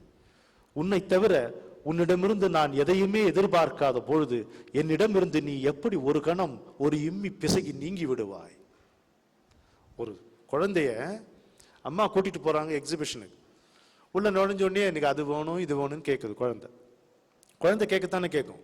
போனோடனே இந்த ராட்டினத்தில் சுத்தணும்னு, சரி கூப்பிட்டு போறான். அதுக்கப்புறம் இந்த பஞ்சு மிட்டாய் வேணும். பஞ்சு மிட்டாய் முழுசா தின்னதே வரலாறு கிடையாது, தெரியுங்களா? அதெல்லாம் மூஞ்சில வருமே தவிர அது முழுசா திங்க முடியாது. குழந்தை ஆனால் கேட்கும். சரின்னு பஞ்சு மிட்டாய் வாங்கி கொடுக்குறான். அப்புறம் பெருசா அப்பளம் இருக்கும், அந்த அப்பளம் வேணும், அதை வாங்கி கொடுங்க. சரி கொடுக்குறான். அதுக்கு தானே கண்ணா வந்தோம், வாங்கிக்கோ அப்படின்னு. இல்லாது என்ன ஆகுது? கூட்டத்தில் இந்த குழந்தை அம்மாவுடைய கையிலேருந்து விடுபட்டுடுது, தொலைஞ்சு போயிடுது. ஓன்னு அழுது. அதுக்கு தெரிஞ்ச ஒரே பாஷை, அம்மா இல்லாத குழந்தைக்கு தெரிந்த ஒரே மொழி அழுகை, இல்லையா? பச்சை குழந்தைக்கு தெரிந்த ஒரே கடவுள் பால், பச்சை குழந்தைக்கு தெரிந்த ஒரே கடவுள் முகம் தாய். அந்த தாயை பிரிந்த குழந்தைக்கு தெரிகின்ற ஒரே மொழி அழுகை, அழுகுது, ஓன்னு அழுகுது. அப்போ போலீஸ்காரர் வர்றார். பார்த்தோன்னே தெரிஞ்சு போச்சு, இது குழந்தை அம்மா கிட்டேருந்து தவறி போச்சு இந்த குழந்தை. சரி, அது சமாதானப்படுத்தி தானே கேட்டு தானே சேர்க்க முடியும். அப்போ அந்த போலீஸ்காரர் சொல்றாரு, அழாத அழாத அழுது இரு, அம்மா தானே, அம்மா பேரு எல்லாம் தெரிஞ்சுக்கிட்டு நான் கொண்டு போய் விட்டுறேன். இந்த பாரு இந்த 2 பஞ்சு மிட்டாய் வேணாம், ஒண்ணு வேணாம், அம்மா தான் வேணும் அப்படி. என்னம்மா நீ அழுத இப்படி ஓட அழுது. பாரு பெருசா பெருசா அப்பளம் இருக்கு பாரு, 2 அப்பளம் உன் தம்பிக்கு வாங்கிட்டு போறேன், எனக்கு அப்பளம் வேணும், ஒரு மண்ணு வேணும், எனக்கு அம்மா தான் வேணும் போ அப்படிங்க. பாரு அந்த ராட்டினத்துல 3 ஓசியும் வேணும், கீசியும் வேணும், எனக்கு அம்மா தான் வேணும். அப்படி ரவீந்திரநாத் டாகூர் சொல்றார், I want the only the, நீ வேண்டும், எனக்கு நீதான் வேண்டும், வேறு நினைவு அறியாத, நிலை விரும்பாத, மனம் முழுதாக மலர்ந்திருக்கும் அந்த நீ வேண்டும், எனக்கு நீதான் வேண்டும் என்று நில்லுங்கள். குரு எங்க போவான்? ஒரு இம்மி கூட, ஒரு நொடி கூட உங்களை விலகி இருக்க முடியாது, ஒரு இம்மி கூட உங்களை விலகி இருக்க முடியாது, ஒரு கணமும் உங்களை அந்த குருவால் பிரிய முடியாது. இதை புரிஞ்சுக்கணும். இந்த ஐயா பாடும் பொழுது குரு வந்தப்புறம் இருள் போச்சுன்னு சொன்னீங்கல்ல, ஒரு பாட்டு பாடுனீங்க ஞாபகம். நான் கேதார்நாத்துக்கு என்னுடைய குருவோடு போயிருந்த பொழுது, இந்த பாட்டோடு முடிச்சிடறேன். கேதார்நாத்துக்கு என்னுடைய குருவோடு போயிருந்த பொழுது அவர் என் தோலை பிடிச்சு துவமேவாகம் அப்படின்னாரு. நல்லா ஞாபகம் இருக்கு. நீ ஏன் நான் அப்படிங்கிறார். உங்க பாட்டில் தானே வருது. அப்ப நான் நினைச்சேன், எப்படி இருந்த வாழ்க்கை என் வாழ்க்கை, ஏதோ சேற்றில் இருந்தேன், ஏதோ அறியாமல் இருந்தேன், எவ்வளவு அகங்காரமா இருந்தேன், என்ன கருணை இவருக்கு, என்ன போய் மெனக்கிட்டு என்ன போய் எதுக்கே நீ நேசிக்கிறேன்னு எனக்கு சில சமயம் வருத்தமாயிடும். என்னப்போ உன்னால எப்படி நேசிக்க முடியுது, இவ்வளோ என்ன ஒரு பொருட்டா மதிச்சு இப்படி சீராட்டுற பாராட்டுற. இன்னும் ஒரு தாய் குழந்தையினுடைய மலமூத்திரத்தை எப்படி சுத்தம் செய்வாளோ அப்படி என்னுடைய மலினங்களை நீ சுத்தம் செய்தாய் அப்படின்னு நினைச்சிட்டு இருக்கேன். அப்போ ஒரு துவமேவாகம்ன்றார். இந்த சின்னஞ்சிறு விதையழ தன்னந்தனி துளியன, இந்த சின்னஞ்சிறு விதையழ தன்னந்தனி துளியன வந்தாய நன்பே, அன்று மின்னல் துள்ளும் சோலையில் நெஞ்சை கொஞ்சம் தென்றலென வந்தாய நன்பே, இந்த சின்னஞ்சிறு விதையழ தன்னந்தனி துளியன வந்தாய நன்பே, அன்று மின்னல் துள்ளும் சோலையில் நெஞ்சை கொஞ்சம் தென்றலென வந்தாய நன்பே, துவமேவாகம் துவமேவாகம், என் உடலும் மனமும் உயிரும் உந்தன் பாதம், மனம் என்னும் குளத்தில் நுனி விரல் அலைந்து மலர்ந்தது தாமரையோ, என் கனவிலும் நுழைந்து நினைவிலும் மறைந்து கழிப்பது நாடகமோ, மனம் என்னும் குளத்தில் நுனி விரல் அலைந்து மலர்ந்தது தாமரையோ, என் கனவிலும் நுழைந்து நினைவிலும் மறைந்து கழிப்பது நாடகமோ, இனி ஒரு முறை இந்த உலகெனும் சிறையினில் நினைவின்றி வருவேனோ, இனி ஒரு முறை இந்த உலகெனும் சிறையினில் நினைவின்றி வருவேனோ, தன்னன் தனிமையில் என்னை கண்டு தழுவிய மலர்கரம் மணந்தன்னை மறப்பேனோ, துவமேவாகம் துவமேவாகம், என் உடலும் மனமும் உயிரும் உந்தன் பாதம், துவமேவாகம் துவமேவாகம், என் உடலும் மனமும் உயிரும் உந்தன் பாதம். விதி என்னை பிரித்தது, மதி உன்னை மறைத்தது, வீதிக்கு விருந்தானே, என் எதிரில் துடிக்கும் என் உயிரை நானே ஏந்தும் பருந்தானே, விதி என்னை பிரித்ததும் மதி உன்னை மறைத்தது வீதிக்கு விருந்தானி என் எதிரில் துடிக்கும் என் உயிரை நானே ஏந்தும் பருந்தானேன் புதிரும் அவிழ்ந்தது பொழுது புலர்ந்தது பொன்மயமானது வான் புதிரும் அவிழ்ந்தது பொழுது புலர்ந்தது பொன்மயமானது வான் என்னை தழுவிய கணமே தனிமை தொலைந்தது தவறில்லை நீயே நான் துவமேவாஹம் துவமேவாஹம் என் உடலும் மனமும் உயிரும் உந்தன் பாதம் துவமேவாஹம் துவமேவாஹம் என் உடலும் மனமும் உயிரும் உந்தன் பாதம்.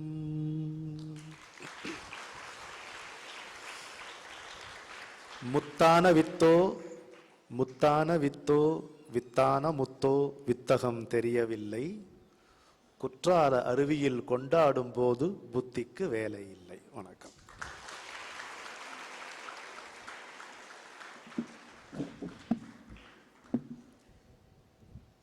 மிக அருமையாக குருநாதரின் சிறப்பை நமக்கு எடுத்துரைத்த அன்பரை கௌரவிக்க நம்மை வழிநடத்தும் அன்னை பூஜ்ய ஸ்ரீ மாதாஜி வித்தம்மா அவர்களையும் மிஷனின் அறங்காவலர்களான திரு ராமகிருஷ்ணன், திரு அக்ஷயன் மற்றும்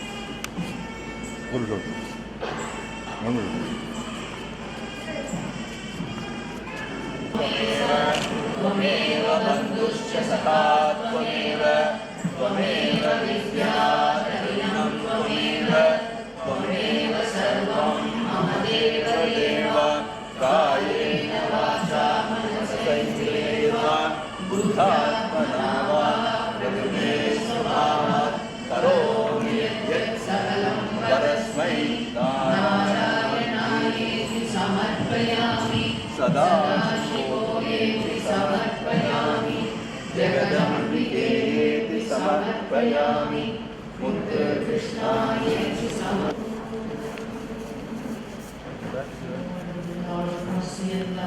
Celebrations and prostrations unto thee, thou art Rama and Krishna.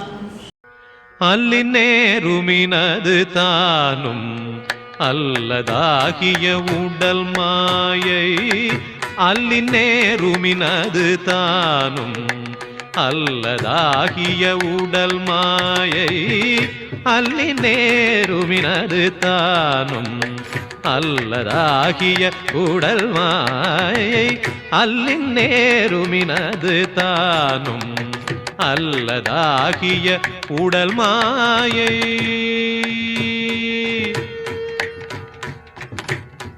உடல் மாயை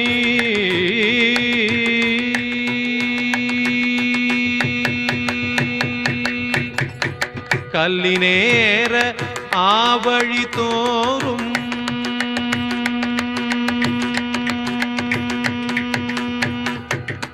கல்லினேர ஆவழி தோறும் கையுனானும் உலையலாமோ கல்லினேர ஆவழி தோறும் கையுனானும் உலையலாமோ அல்லின் நேருமின் அதுதானும் அல்லதாகிய உடல் மாயை அல்லின் நேருமின் அதுதானும் அல்லதாகிய உடல் மாயை.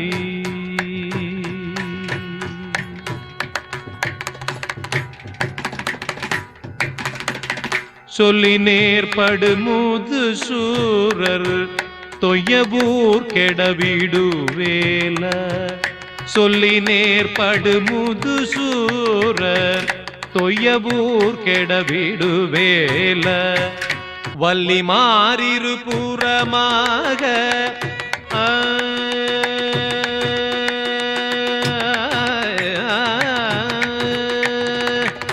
வள்ளி மாறிரு புறமாக வள்ளியூருரை பெருமாளே வள்ளி மாறிரு புறமாக சதரிதனி தபபதனி வள்ளி மாறிரு புறமாக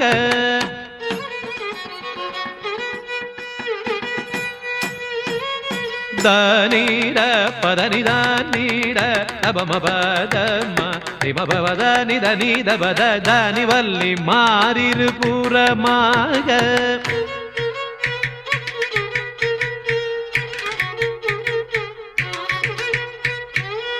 சரி மமரி தனி தரி தனி நிதரி தனி தபம பதனி நித தபம பதனி தனி தனி தபதனி சரி மணி மணி தரி தனி தபதனி வள்ளி மாறிரு புறமாக வள்ளியூருரை பெருமாளே பெருமாளே பெருமாளே பெருமாளே